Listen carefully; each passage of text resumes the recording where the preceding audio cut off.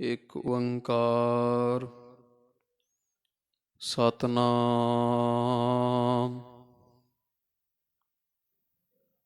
ਕਰਤਾ ਪੁਰਖ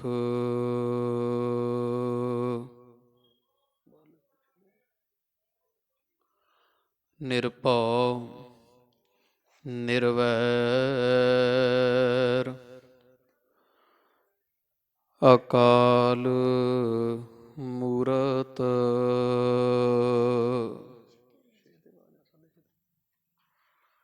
ਅਜੂਨੀ ਸੈਭੰ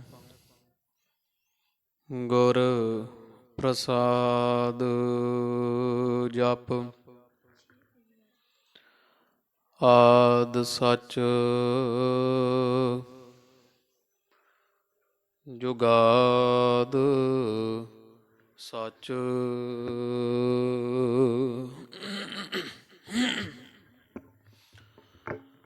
ਹੈ ਭੀ ਸਚ ਨਾਨਕ ਹੋਸੀ ਭੀ ਸਚ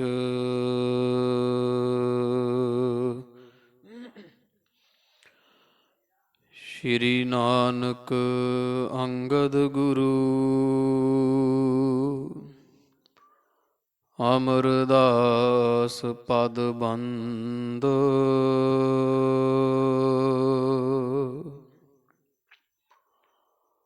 ਰਾਮਦਾਸ ਅਰਜੁਨ ਗੁਰੂ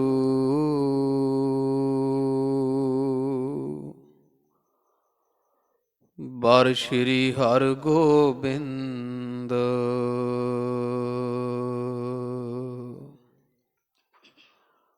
ਹਰੀ ਰਾਏ ਹਰਿ ਕ੍ਰਿਸ਼ਨ ਗੁਰ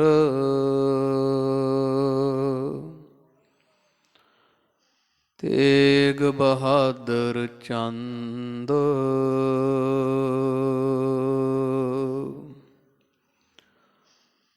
ਦਸਵੇਂ ਗੋਬਿੰਦ ਸਿੰਘ ਗੁਰੂ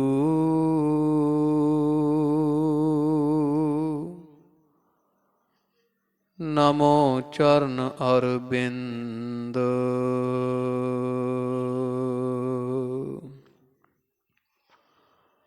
ਜਿਸ ਮਹਿ ਅੰਮ੍ਰਿਤ ਗਿਆਨ ਹੈ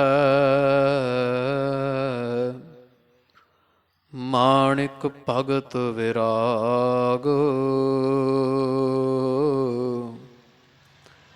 ਗੁਰੂ ਗ੍ਰੰਥ ਸਾਹਿਬ ਉਦਦ ਬੰਦੋਂ ਕਰ ਅਨੁਰਾਗ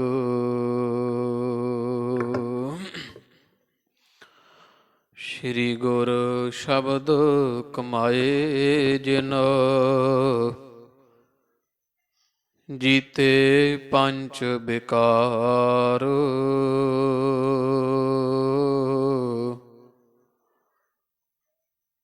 ਤਿਨ ਸੰਤਨ ਕੋ ਬੰਦਨਾ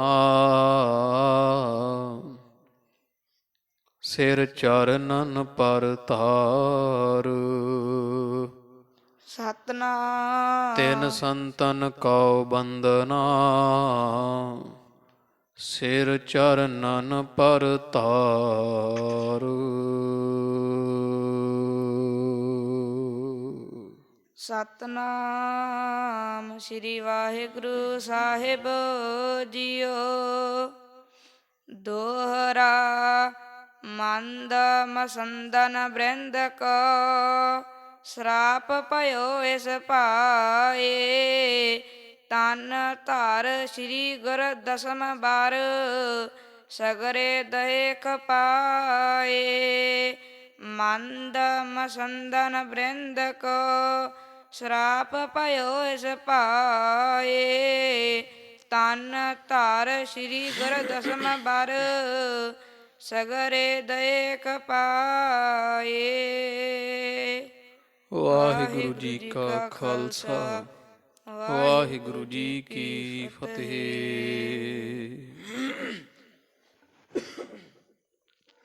ਹਾਜ਼ਰਾ ਹਜੂਰ ਜਹਰਾ ਜਹੂਰ ਦੀਨਾ ਬੰਧੂ ਭਗਤ ਵਛਲ ਦਸ ਪਾਤਸ਼ਾਹੀਓਂ ਜੀ ਕੇ ਪਾਵਨ ਪਵਿੱਤਰ ਸਰੂਪ, ਕਰੁਣਾ ਨਿਧਾਨ ਗੁਰੂ ਗਰੀਬ ਨਵਾਜ, ਨਿਹਚਲ ਚੌਰ ਛਤਰ ਤਖਤ ਕੇ ਮਾਲਕ, ਧੰਨ ਧੰਨ ਸਾਹਿਬ ਆਦਿ ਸ੍ਰੀ ਗੁਰੂ ਗ੍ਰੰਥ ਸਾਹਿਬ ਜੀ ਮਹਾਰਾਜ ਸੱਚੇ ਸਤਿਗੁਰਾਂ ਦੇ ਸੰਧਿਆ ਸਮੇਂ ਦੇ ਸਜ ਰਹੇ ਦੀਵਾਨ ਅੰਦਰ ਗੁਰੂ ਗਰੀਬ ਨਵਾਜ ਸਤਿਗੁਰਾਂ ਦੇ ਖੁੱਲੇ ਦਰਸ਼ਨ ਦੀਦਾਰ ਕਰਨੇ ਦਾ ਪਾਵਨ ਪਵਿੱਤਰ ਸੁਭਾਗ ਪ੍ਰਾਪਤ ਹੋ ਰਿਹਾ ਹੈ।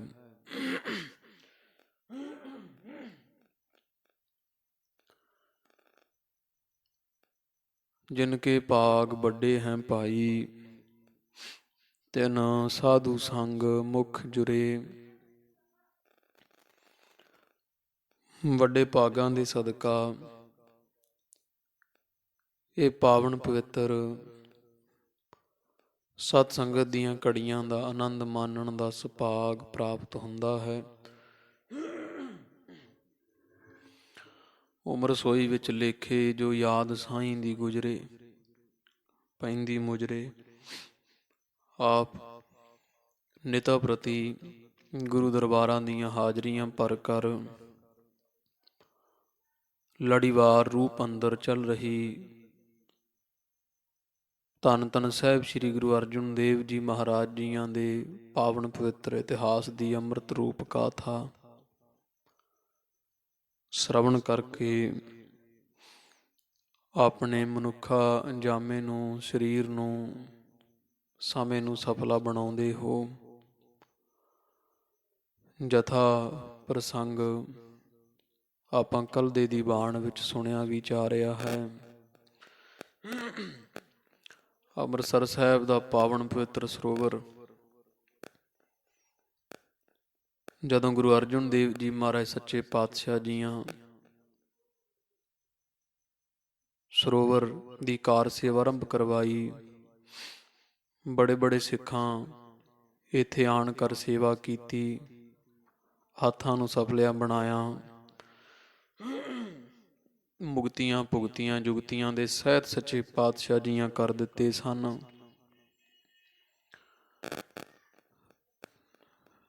ਸਰੋਵਰ ਦਾ ਪਾਵਨ ਪਵਿੱਤਰ ਚੁਫੇਰਾ ਪੌੜੀਆਂ ਇਹ ਜਦੋਂ ਬਣਨ ਲੱਗੀਆਂ, ਸਰੋਵਰ ਪੱਕਾ ਹੋਣ ਲੱਗਿਆ, ਸੰਗਤਾਂ ਹੋਰ ਵੀ ਪ੍ਰੇਮ ਉਤਸ਼ਾਹ ਦੇ ਨਾਲ ਸਤਿਗੁਰਾਂ ਦੇ ਦਰ ਕਰਦੀ ਸੇਵਾ ਕਰਦੀਆਂ ਹਨ। ਕੋਈ ਇੱਟਾਂ ਢੋਂਦਾ ਹੈ, ਕੋਈ ਚੂਨਾ ਪੀਂਦਾ ਹੈ, ਕੋਈ ਰੋੜ ਇਕੱਠੇ ਕਰਦਾ ਹੈ, ਕੋਈ ਟੋਕਰੀ ਨਾਲ ਮਿੱਟੀ ਢੋਂਦਾ ਹੈ। ਇਸ ਤੋਂ ਆਦਿਕ ਹੋਰ ਬੇਅੰਤ ਲੰਗਰਾਂ ਦੀਆਂ ਸੇਵਾਵਾਂ ਸਿੱਖਾਂ ਨੇ ਸੁਚੱਜੇ ਢੰਗ ਨਾਲ ਸਾਂਭੀਆਂ ਹਨ। ਸਿੱਖ ਸੰਗਤਾਂ ਕੀ ਵੇਖਦੀਆਂ ਵੀ ਗੁਰੂ ਅਰਜਨ ਦੇਵ ਜੀ ਮਹਾਰਾਜ ਜੀ ਅਕਸਰ ਹੀ ਇਹ ਗੱਲ ਕਹਿੰਦੇ ਆ ਵੀ ਇਹ ਪਾਵਨ ਪਵਿੱਤਰ ਸਰੋਵਰ ਜਿਹੜਾ ਹੈ ਉਹ ਜੁਗੋ ਜੁਗ ਅਟਲ ਰਹੇਗਾ।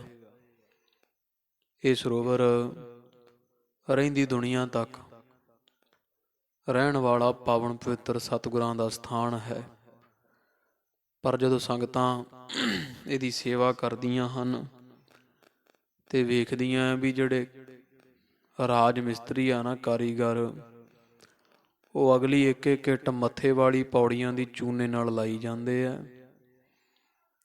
ਤੇ ਬਾਕੀ ਜਿੱਥੇ ਜਿਵੇਂ ਉਹ ਪੌੜੀ ਦਾ ਬੈੱਡ ਭਰਨਾ ਹੁੰਦਾ ਹੈ ਉੱਥੇ ਸਾਰਾ ਗਾਰਾ ਲਾ ਲਾ ਕੇ ਇੱਟਾਂ ਲਾਉਂਦੇ ਆ।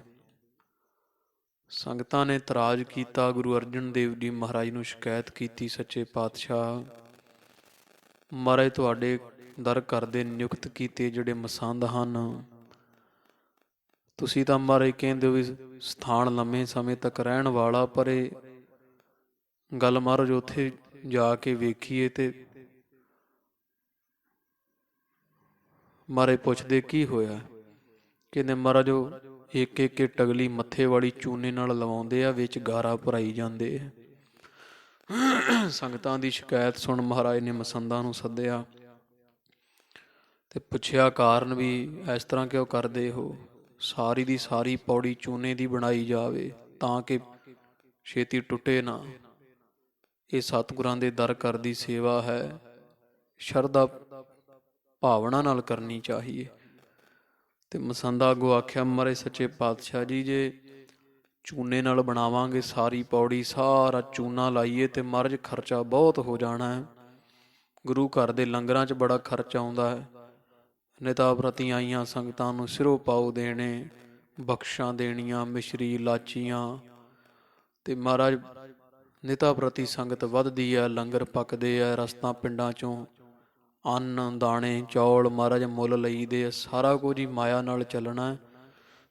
ਜੇ ਮਹਾਰਾਜ ਚੂਨੇ ਦੀ ਪੌੜੀ ਬਣਾਵਾਂਗੇ, ਮਾਇਆ ਤਾਂ ਸਾਰੀ ਇੱਥੇ ਲੱਗ ਜਾਣੀ, ਦੂਜਾ ਕਾਰਜ ਕਿਵੇਂ ਚੱਲੇਗਾ। ਮਹਾਰਾਜ ਕਹਿੰਦੇ ਭਾਈ ਭਰੋਸਾ ਰੱਖੋ, ਇਹ ਗੁਰੂ ਘਰ ਦੇ ਵਿੱਚ ਮਾਇਆ ਕਦੀ ਥੁੜਦੀ ਨਹੀਂ ਹੁੰਦੀ।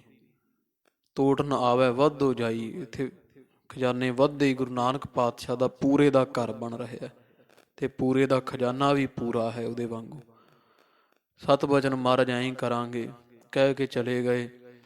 2 ਕੁ ਦਿਨ ਚੂਨਾ ਲਵਾਇਆ ਤੇ ਫਿਰ ਉਵੇਂ ਹੀ ਲਾਲਚ ਆ ਗਿਆ ਮਨ ਵਿੱਚ ਵੀ ਮਾਇਆ ਰੱਖੀ ਜਾਵੇ। ਭਰੋਸਾ ਨਹੀਂ ਨਾ ਹੈ ਗੁਰੂ ਤੇ ਰੱਖ ਕੇ ਉਵੇਂ ਹੀ 2 ਦਿਨ ਬਾਅਦ ਉਹ ਪੌੜੀ ਫਿਰ ਅੱਗੋਂ ਚੂਨੇ ਦੀ ਬਣਾਉਣ ਤੇ ਪਿੱਛੋਂ ਸਾਰੀ ਗਾਰੇ 'ਚ ਚਨਾਈ ਕਰਨ। ਸਿੱਖਾਂ ਫਿਰ ਤਰਾਜ ਕੀਤਾ, ਸਿੱਖ ਮਹਾਰਾਜ ਪਾਸ ਪਹੁੰਚੇ। ਉਹਨ ਸਤਿਗੁਰਾਂ ਨੂੰ ਦੱਸਿਆ। ਮਹਾਰਾਜੀਆਂ ਫਿਰ ਮਸੰਦਾਂ ਨੂੰ ਬੁਲਾਇਆ, ਆਖਿਆ ਭਾਈ ਕਿਉਂ ਤੁਸੀਂ ਇਹ ਖੋਟੀ ਕਾਰਜ ਕਿਰਿਆ ਧਾਰੀ ਹੋਈ ਹੈ, ਕਿਉਂ ਨਹੀਂ ਤੁਸੀਂ ਜਿਹੜੀ ਹੈ ਸਾਰੀ ਚੂਨੇ ਦੀ ਚਨਾਈ ਕਰਦੇ। ਕਿਆ ਮਰਜ਼ ਖਰਚਾ ਬਹੁਤ ਆ ਜਾਣਾ ਹੈ। ਸੱਚੇ ਪਾਤਸ਼ਾਹ ਜੀ, ਇਹ ਸਿੱਖ ਜਿਹੜੇ ਸ਼ਿਕਾਇਤਾਂ ਲੈ ਕੇ ਆਉਂਦੇ, ਇਹਨਾਂ ਨੂੰ ਕੀ ਪਤਾ ਵੀ ਗੁਰੂ ਘਰ ਦੀ ਸੇਵਾ ਕਿਵੇਂ ਚੱਲਦੀ ਹੈ, ਕਿਵੇਂ ਗੁਰੂ ਘਰ ਦੀਆਂ ਸੇਵਾਵਾਂ ਨੇਪਰੇ ਚੜ੍ਹਦੀਆਂ। ਬੜੇ ਖਰਚੇ ਹੁੰਦੇ ਮਹਾਰਾਜ, ਤੇ ਇਹਨਾਂ ਨੂੰ ਇਹ ਭਰਮ ਪੈ ਗਿਆ ਵੀ ਸਾਰਾ ਖਰਚ ਚਲਾਉਣ ਵਾਲੇ ਅਸੀਂ ਹਾਂ। ਮਹਾਰਾਜ ਜਾਣ ਗਿਆ ਵੀ ਇਹਨਾਂ ਦੇ ਮਨ ਵਿੱਚ ਖਟਿਆਈ ਹੈ, ਮਨ ਛੋਟੇ ਇਹਨਾਂ ਦੇ। ਗੁਰੂ ਨਾਨਕ ਪਾਤਸ਼ਾਹ ਦੇ ਘਰੇ ਸੇਵਾ ਤਾਂ ਕਰਦੇ ਪਰ ਸ਼ਰਧਾ ਹੈ ਨਹੀਂ ਇਹਨਾਂ ਵਿੱਚ। ਚਲੋ ਮਹਾਰਾਜੀਆਂ ਤੋਰ ਦਿੱਤੇ, ਕਹਿੰਦੇ ਨਹੀਂ ਚੁਣਾਈ ਸਾਰੀ ਚੂਨੇ ਨਾਲ ਹੀ ਹੋਏਗੀ। 2-4 ਦਿਨ ਚੂਨੇ ਨਾਲ ਕਰਦੇ ਰਹੇ। ਉਸ ਤੋਂ ਬਾਅਦ ਫਿਰ ਇਹਨਾਂ ਨੇ ਗਾਰਾ ਲਾਉਣਾ ਇੱਟਾਂ ਵਿੱਚ ਸ਼ੁਰੂ ਕਰ ਦਿੱਤਾ। ਜਿਹੜੀਆਂ ਸਾਧ ਸੰਗਤ ਦੀ ਸੰਗਤਾਂ ਹੁੰਦੀਆਂ ਗੁਰੂ ਘਰ ਸੇਵਾ ਕਰਨ ਵਾਲੀਆਂ, ਉਹਨਾਂ ਵਿੱਚ ਪ੍ਰੇਮ ਹੁੰਦਾ ਹੈ, ਸ਼ਰਧਾ ਹੁੰਦੀ ਹੈ। ਉਹਨਾਂ ਤਰਾਜ ਕੀਤਾ, ਫਿਰ ਰਿਹਾ ਨਾ ਜਾਵੇ ਵੀ ਗੁਰੂ ਕਾ ਘਰ ਬਣ ਰਿਹਾ, ਪਾਵਨ ਸਥਾਨ ਬਣ ਰਹੇ ਹੈ। ਐਡੀ ਮਹਿਮਾ ਗਾਉਂਦੇ ਆ ਗੁਰੂ ਅਰਜਨ ਦੇਵ ਮਹਾਰਾਜੇ ਪਾਵਨ ਪਵਿੱਤਰ ਸਰੋਵਰ ਦੀ। ਤੇ ਮਸੰਦ ਕੀ ਕਹਿੰਦੇ ਪਏ, ਕਹਿ ਕੇ ਉਹਨਾਂ ਮਿਸਤਰੀਆਂ ਤੋਂ ਤੇ ਅੱਗੇ ਚਣਾਈ ਕਰਾਉਂਦੇ ਆ, ਚੂਨੇ ਦੀ ਪਿੱਛੇ ਸਾਰਾ ਗਾਰਾ ਲਵਾਉਂਦੇ ਪਏ ਆ। ਇਹ ਤਾਂ ਕੱਚਾ ਕੰਮ ਹੋ ਜਾਣਾ, ਇਹ ਲੰਮਾ ਸਮਾਂ 10-15 ਸਾਲ ਤੋਂ ਵੱਧ ਨਹੀਂ ਕੱਢੇਗੀ ਇਹ ਚਣਾਈ। ਸਾਰੀਆਂ ਸੰਗਤਾਂ ਇਕੱਠੀਆਂ ਹੋਈਆਂ, ਗੁਰਮਤਾ ਕੀਤਾ ਤੇ ਸਤਿਗੁਰਾਂ ਦੇ ਪਾਸ ਤੀਜੀ ਵਾਰੀ ਸ਼ਿਕਾਇਤ ਕੀਤੀ। ਮਹਾਰਾਜ ਸੱਚੇ ਪਾਤਸ਼ਾਹ ਜੀ ਫਿਰ ਕਹਿੰਦੇ ਆ ਵੀ ਗੱਲ ਇਸ ਤਰ੍ਹਾਂ ਹੈ, ਅਸੀਂ ਇਹਨਾਂ ਨੂੰ ਬਹੁਤ ਵਾਰ ਰੋਕ ਚੁੱਕੇ ਸਾਧ ਸੰਗਤ ਜੀ, ਪਰ ਇਹਨਾਂ ਨੇ ਮਨ ਵਿੱਚ ਖੋਟੀ ਕਿਰਿਆ ਧਾਰੀ ਹੋਈ ਮਸੰਦਾਂ ਨੇ। ਤੇ ਦੂਜੀ ਗੱਲ ਵੀ ਇਹਨਾਂ ਨੂੰ ਸ਼ਰਧਾ ਨਹੀਂ ਹੈ ਕੋਈ। ਜਿਵੇਂ ਤੁਹਾਨੂੰ ਸ਼ਰਧਾ ਹੈ ਨਾ ਸੇਵਾ ਕਰਦਿਆਂ ਨੂੰ, ਗੁਰੂ ਨਾਨਕ ਪਾਤਸ਼ਾਹ ਜੀ ਦੇ ਦਰ ਘਰ ਤੇ ਖਜ਼ਾਨਿਆਂ ਤੇ ਵੀ ਮਹਾਰਾਜ ਸਾਰੇ ਕਾਰਜ ਆਪ ਕਰਾਉਂਦੇ, ਇਹਨਾਂ ਨੂੰ ਸ਼ਰਧਾ ਨਹੀਂ ਹੈ। ਇਹਨਾਂ ਦੇ ਮਨ ਵਿੱਚ ਇਹ ਭੁਲੇਖਾ ਪਿਆ ਹੋਇਆ ਵੀ ਸਾਰੇ ਕੰਮ ਅਸੀਂ ਕਰਨ ਵਾਲੇ ਹਾਂ, ਅਸੀਂ ਉਗਰਾਹੀ ਕਰਦੇ ਹਾਂ, ਅਸੀਂ ਬਾਹਰੋਂ ਮਾਇਆ ਇਕੱਠੀ ਕਰਕੇ ਗੁਰੂ ਘਰ ਦੇ ਪ੍ਰਬੰਧ ਚਲਾਉਣੇ ਹਾਂ।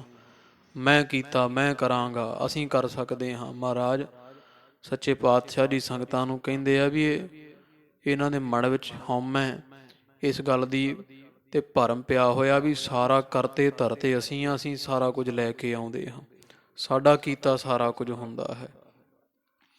ਤੇ ਮਹਾਰਾਜ ਸੱਚੇ ਪਾਤਸ਼ਾਹ ਜੀ ਕਹਿੰਦੇ ਸੰਗਤ ਜੀ ਹੁਣ ਨਹੀਂ ਅਸੀਂ ਇਹਨਾਂ ਨੂੰ ਆਖਣਾ, ਪਰ ਜਾਣ ਲਓ ਇਹਨਾਂ ਪੌੜੀਆਂ ਪੋਲੀਆਂ ਨਹੀਂ ਬਣਾਈਆਂ, ਆਪਦੀ ਜੜ ਪੋਲੀ ਕਰ ਲਈ ਮਸੰਦਾਂ ਨੇ। ਕੋਈ ਸਮਾਂ ਆਵੇਗਾ ਸਿੱਖ ਇਹਨਾਂ ਨੂੰ ਮੂੰਹ ਨਹੀਂ ਲਾਇਆ ਕਰਨਗੇ।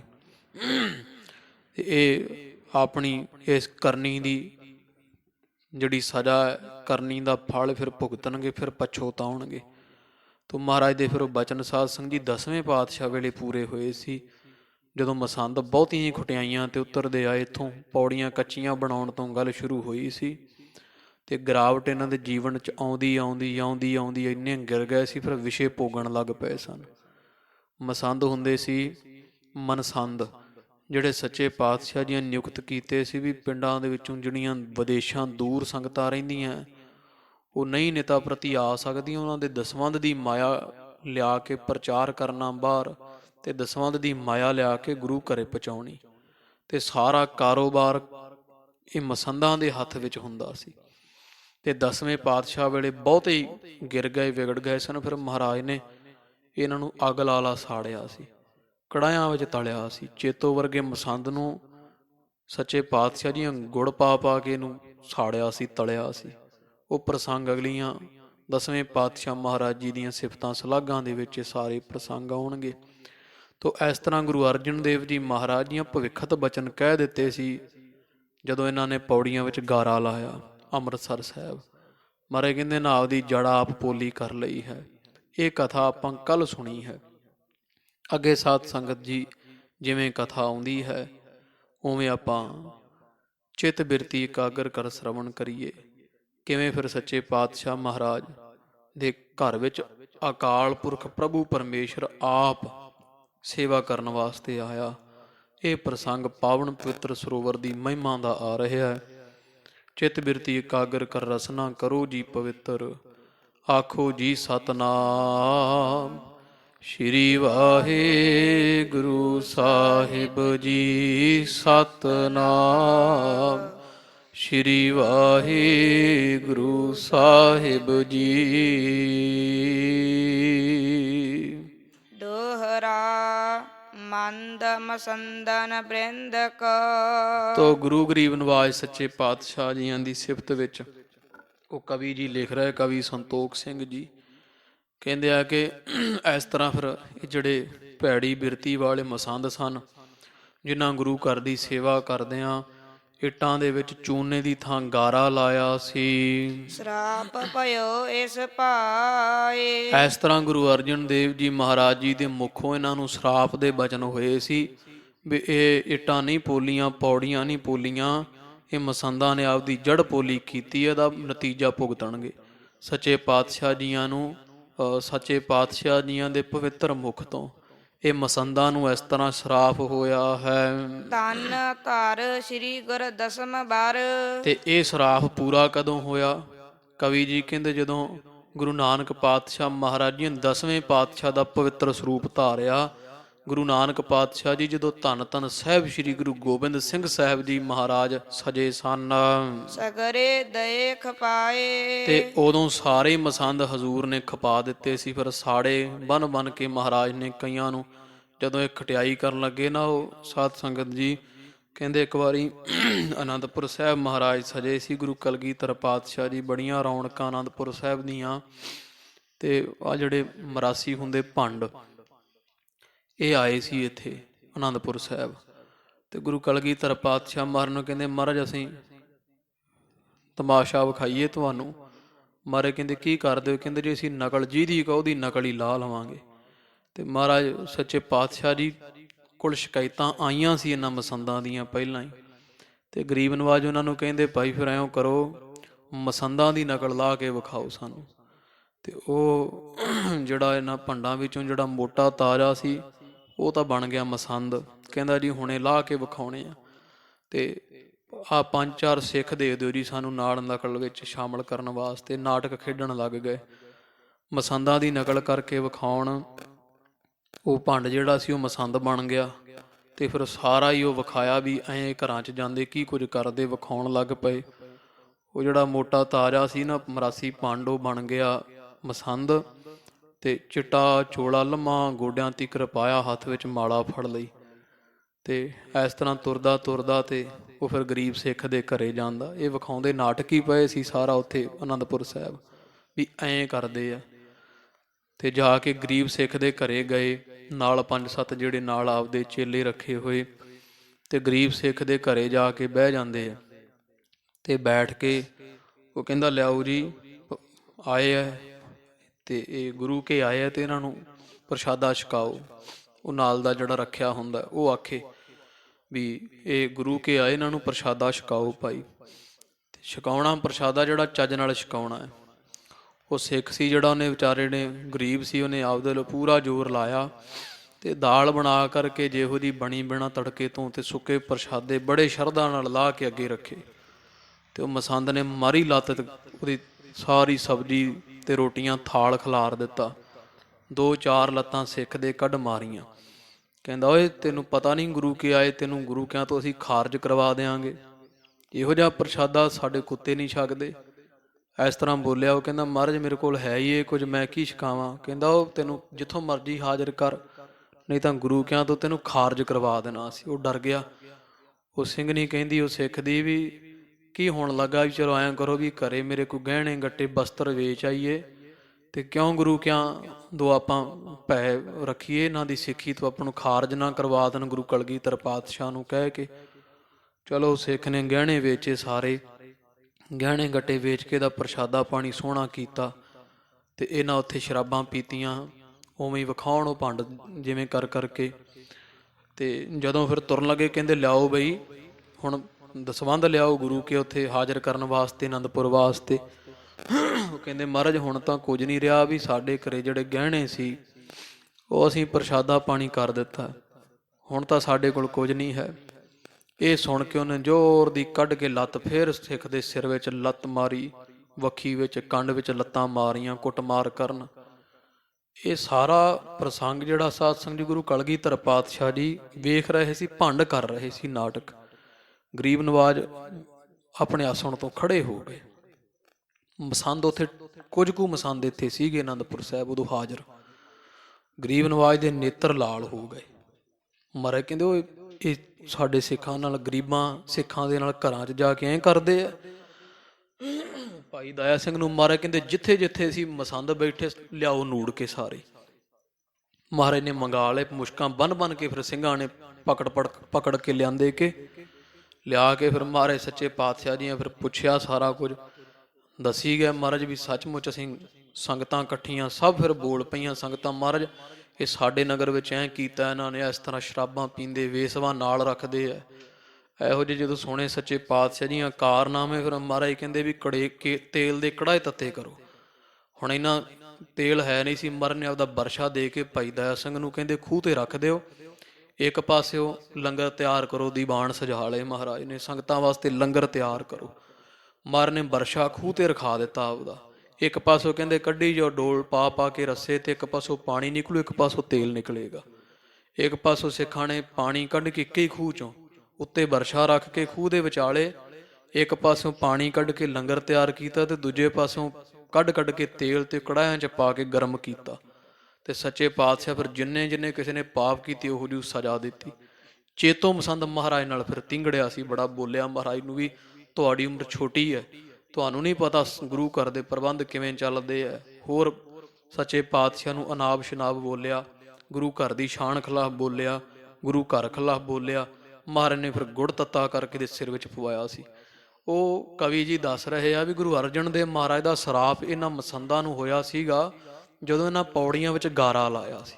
ਅੰਮ੍ਰਿਤਸਰ ਸਾਹਿਬ ਬਣਿਆ ਜਦੋਂ ਪਵਿੱਤਰ ਸਰੋਵਰ, ਤੇ ਉਹ 10ਵੇਂ ਪਾਤਸ਼ਾਹ ਗੁਰੂ ਗੋਬਿੰਦ ਸਿੰਘ ਸਾਹਿਬ ਜੀ ਮਹਾਰਾਜ ਸਤਿਗੁਰਾਂ ਨੇ ਦਿੱਤਾ ਹੋਇਆ ਸਤਿਗੁਰਾਂ ਦਾ ਸਰਾਪ 5ਵੇਂ ਸਰੂਪ ਵਿੱਚ ਆਪ ਹੀ ਸਰਾਪ ਦਿੱਤਾ ਤੇ 10ਵੇਂ ਜਾਮੇ ਵਿੱਚ ਉਹ ਸਾਰਾ ਸਰਾਪ ਪੂਰਾ ਕੀਤਾ ਸੀ, ਸਾਰੇ ਖਪਾ ਦਿੱਤੇ ਸੀ ਤੇ ਆਖਿਆ ਸੀ ਭਈ ਅੱਜ ਤੋਂ ਬਾਅਦ ਕੋਈ ਇਹਨਾਂ ਨੂੰ ਕਾਰ ਪੇਟਾ ਮੂੰਹ ਨਾ ਲਾਵੇ। ਜਿਹੜੇ ਕੁਝ ਚੰਗੇ ਸੀ ਮਹਾਰਾਜ ਨੇ ਰੱਖ ਲਏ ਸੀ, ਪਰ ਮਸੰਦ ਪ੍ਰਥਾ ਮਹਾਰਾਜ ਨੇ ਭੰਗ ਕਰ ਦਿੱਤੀ ਸੀ ਤੇ ਸਿੱਧੀ ਕਾਰ ਭੇਟਾ ਗੁਰੂ ਘਰ ਭੇਜੀ ਜਾਵੇ, ਆਪ ਸਿੱਖ ਸੰਗਤਾਂ ਆਉਣ। ਇਸ ਤਰ੍ਹਾਂ ਮਹਾਰਾਜ ਨੇ ਸਾਰੇ ਖਪਾ ਦਿੱਤੇ ਸੀ 10ਵੇਂ ਜਾਮੇ ਵਿੱਚ। ਬਲੀ ਤੁਰਕ ਪਤ ਕਾਬਲੀ। ਤੇ ਰਹੀ ਗੱਲ ਸਰੋਵਰ ਵਿੱਚ ਕੱਟੀਆਂ ਇੱਟਾਂ ਲਾਉਣ ਦੀ, ਤੇ ਮਹਾਰਾਜ ਨੇ ਆਖਿਆ ਸੀ ਗੁਰੂ ਅਰਜਨ ਦੇਵ ਜੀਆਂ ਵੀ ਸਰੋਵਰ ਤਾਂ ਦੁਬਾਰਾ ਬਣ ਜਾਏਗਾ, ਇਹਨਾਂ ਦੀ ਜੜ ਨਹੀਂ ਲੱਗਣੀ, ਸਰੋਵਰ ਦੁਬਾਰਾ ਬਣੇਗਾ ਢਹਿ ਕੇ। ਤੇ ਉਹਦੀ ਬਾਬਤ ਕਵੀ ਜੀ ਕਹਿੰਦੇ ਫਿਰ ਜਦੋਂ ਕਾਬਲੀ ਤੁਰਕਪਤੀ ਚੜ੍ਹ ਕੇ ਆਏ ਨਾ, ਅਹਿਮਦ ਸ਼ਾਹ ਦੁਰਾਨੀ ਵਰਗੇ ਸਾਧ ਸੰਗਤ ਜਦੋਂ ਕਾਬਲ ਤੋਂ ਚੜ੍ਹ ਕੇ ਆਏ 10ਵੇਂ ਪਾਤਸ਼ਾਹ ਮਹਾਰਾਜ ਤੋਂ ਬਾਅਦ ਵਿੱਚ, ਬੰਦਾ ਸਿੰਘ ਬਹਾਦਰ ਦੀ ਸ਼ਹੀਦੀ ਤੋਂ ਬਾਅਦ, ਇਹਨਾਂ ਸਮਿਆਂ ਵਿੱਚ ਜਦੋਂ ਅਹਿਮਦ ਸ਼ਾਹ ਦੁਰਾਨੀ ਵਰਗੇ ਕਾਬਲ ਤੋਂ ਚੜ੍ਹ ਕੇ ਆਏ ਆ, ਇਸ ਥਲ ਦਲ ਚੱਲ ਆਏ। ਤੇ ਉਹਦੀ ਕੁਝ ਫੌਜ ਜਿਹੜੀ ਅੰਮ੍ਰਿਤਸਰ ਸਾਹਿਬ ਚੱਲ ਕੇ ਆਈ ਸੀ, ਉਹਨਾਂ ਪੁੱਛਿਆ ਸੀ ਨਾ ਆਪਦੇ ਇੱਥੋਂ ਦੇ ਸੂਈਆਂ ਤੋਂ ਵੀ ਸਿੱਖ ਜੰਗਲਾਂ 'ਚ ਰਹਿ ਕੇ ਵੀ ਚੜ੍ਹਦੀ ਕਲਾ ਵਿੱਚ ਇਹਨਾਂ ਕੋਲ ਕੀ ਹੈ ਤਾਕਤ ਦਾ ਸੋਮਾ। ਤੇ ਉਹ ਸੂਈਆਂ ਨੇ ਦੱਸਿਆ ਸੀ ਵੀ ਇਹਨਾਂ ਕੋਲ ਆਬੇ ਹਯਾਤ ਹੈ ਅੰਮ੍ਰਿਤਸਰ, ਆਬੇ ਹਯਾਤ ਵੀ ਅੰਮ੍ਰਿਤ ਇਹਨਾਂ ਦੇ ਪਾਸ ਅੰਮ੍ਰਿਤਸਰ ਸਰੋਵਰ ਦੇ ਵਿੱਚ ਟੁੱਬੀ ਲਾ ਕੇ ਫਿਰ ਨਵੇਂ ਨਰੋਏ ਹੋ ਜਾਂਦੇ ਆ। ਕਹਿੰਦੇ ਉਹ ਸਰੋਵਰ ਪੂਰੋ ਪਹਿਲਾਂ।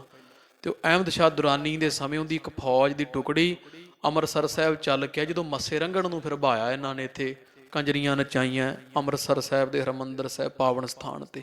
ਕਵੀ ਜੀ ਉਹ ਗੱਲ ਕਰਦੇ ਆ ਵੀ ਪੌੜੀਆਂ ਫਿਰ ਉਹ ਕੱਚੀਆਂ ਬੰਨ ਕਰਕੇ ਮਰਨ ਆਖਿਆ ਢਹਿਣ ਗਈਆਂ, ਦੁਬਾਰਾ ਬਣੇਗਾ ਸਰੋਵਰ। ਉਹ ਦੁਬਾਰਾ ਬਣਿਆ ਕਦੋਂ?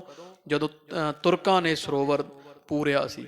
ਇਹਨਾਂ ਦੀ ਫੌਜ ਹਰਿਮੰਦਰ ਸਾਹਿਬ ਚੜ੍ਹ ਕੇ ਆਈ ਸੀ। ਸਾਰ ਸੋਪਾਨ ਉਖੇਰ ਕਰ, ਤੇ ਉਹ ਜਿਹੜਾ ਸੋਪਾਨ ਕਹੀਏ ਪੌੜੀਆਂ ਸਰੋਵਰ ਦੀਆਂ ਉਹਨਾਂ ਨੇ ਪੱਟ ਦਿੱਤੀਆਂ ਸੀ ਸਾਰੀਆਂ ਹੀ। ਪੂਰ ਦਿਓ ਸਭ ਥਾਏ, ਤੇ ਮਿੱਟੀ ਪਾ ਕੇ ਸਾਰਾ ਸਰੋਵਰ ਕਿਸੇ ਸਮੇਂ ਇਹ ਮੁਗਲਾਂ ਨੇ ਪੂਰ ਦਿੱਤਾ ਸੀ।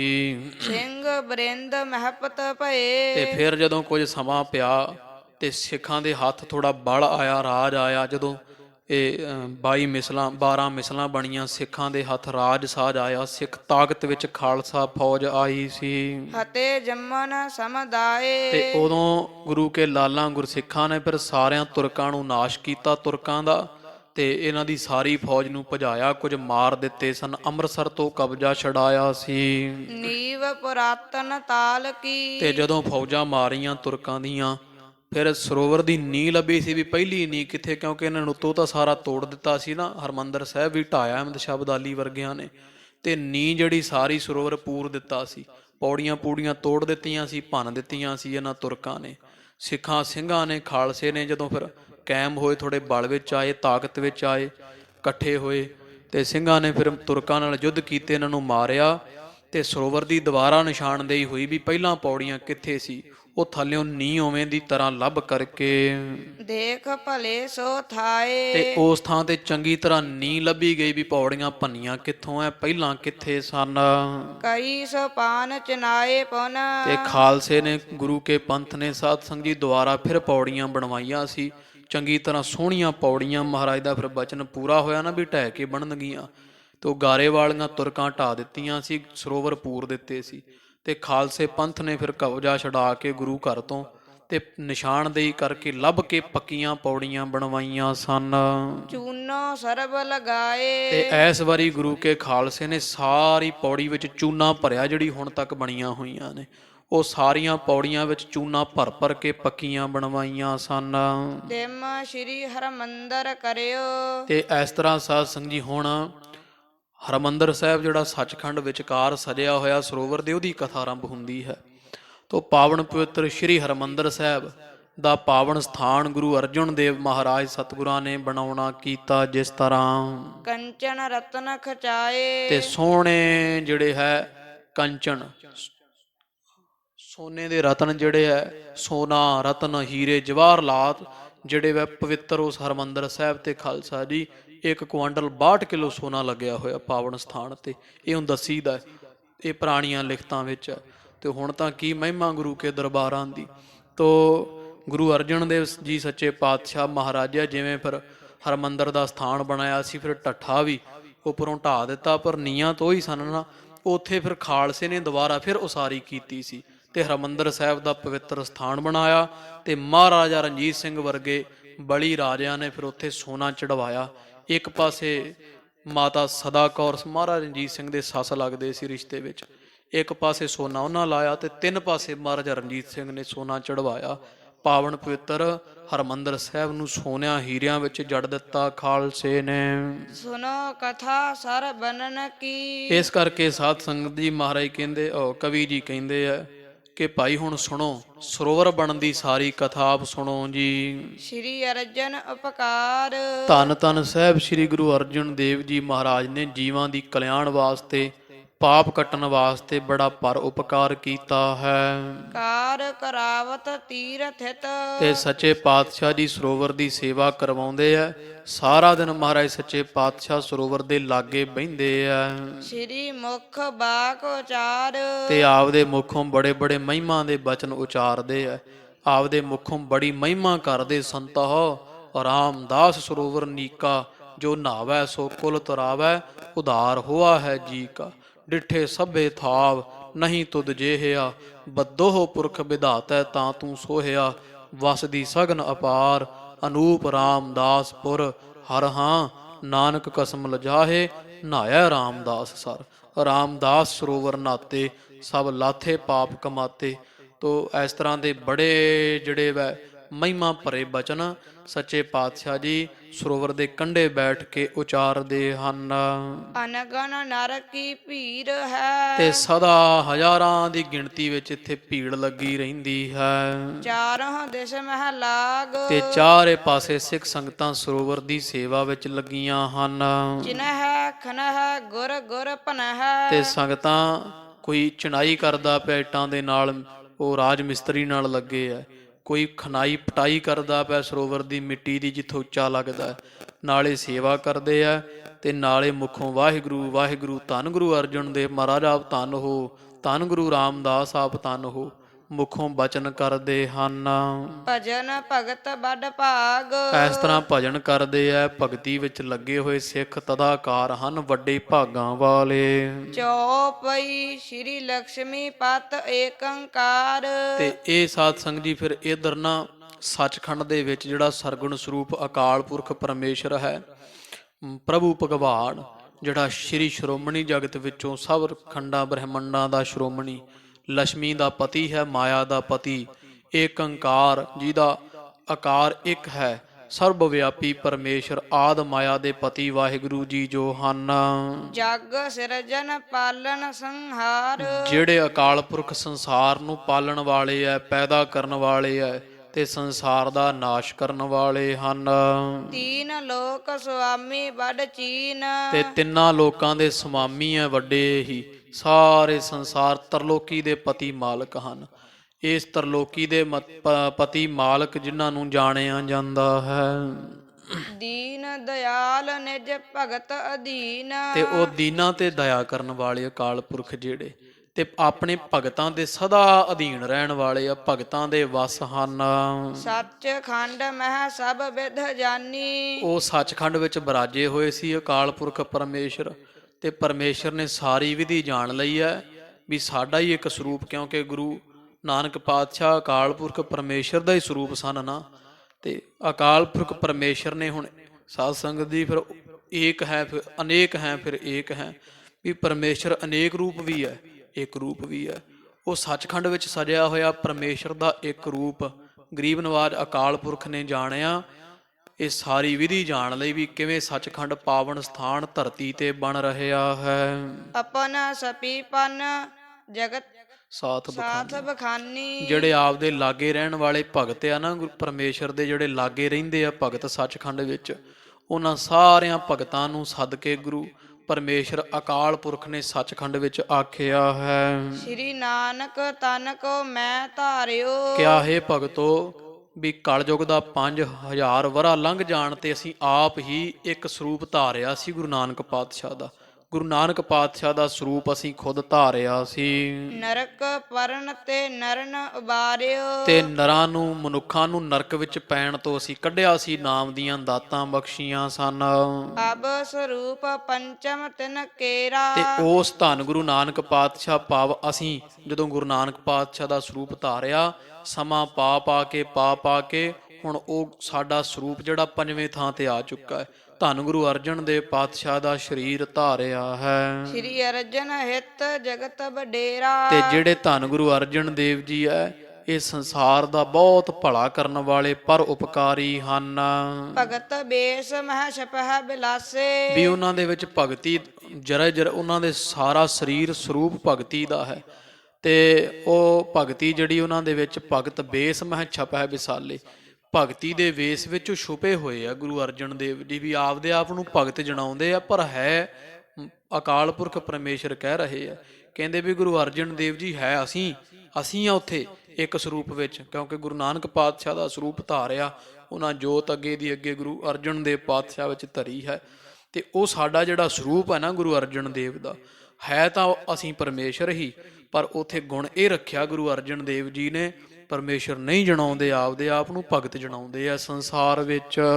ਚਾਹਤ ਭਗਤ ਪੰਥ ਕਹ ਪਾਲੇ, ਤੇ ਚਾਹੁੰਦੇ ਆ ਵੀ ਭਗਤੀ ਦਾ ਪੰਥ ਪਾਲਣਾ ਚਾਹੁੰਦੇ ਆ, ਭਾਵ ਵੀ ਇਹ ਮਰਿਆਦਾ ਰੱਖ ਰਿਹਾ ਸੰਸਾਰ ਦੀ ਵੀ ਪਰਮੇਸ਼ਰ ਨੂੰ ਲੋਕੀ ਭੁੱਲ ਨਾ ਜਾਣ, ਸਾਨੂੰ ਪਰਮੇਸ਼ਰ ਨਾ ਮੰਨਣ ਲੱਗ ਜਾਣ, ਵੀ ਹੈ ਤਾਂ ਗੁਰੂ ਅਰਜਨ ਦੇਵ ਪਾਤਸ਼ਾਹ ਪਰਮੇਸ਼ਰ ਹੀ, ਪਰ ਇਹ ਫਿਰ ਵੀ ਜਣਾਉਂਦੇ ਆ ਵੀ ਸੱਚਖੰਡ ਉਸ ਅਕਾਲ ਪੁਰਖ ਪ੍ਰਭੂ ਪਰਮੇਸ਼ਰ ਨੂੰ, ਜਿਹੜਾ ਸੰਸਾਰ ਨੂੰ ਪੈਦਾ ਕਰਨ ਵਾਲਾ ਹੈ, ਉਹਦਾ ਸਿਮਰਨ ਕਰੋ ਭਾਈ, ਉਹਦਾ ਨਾਮ ਧਿਆਓ।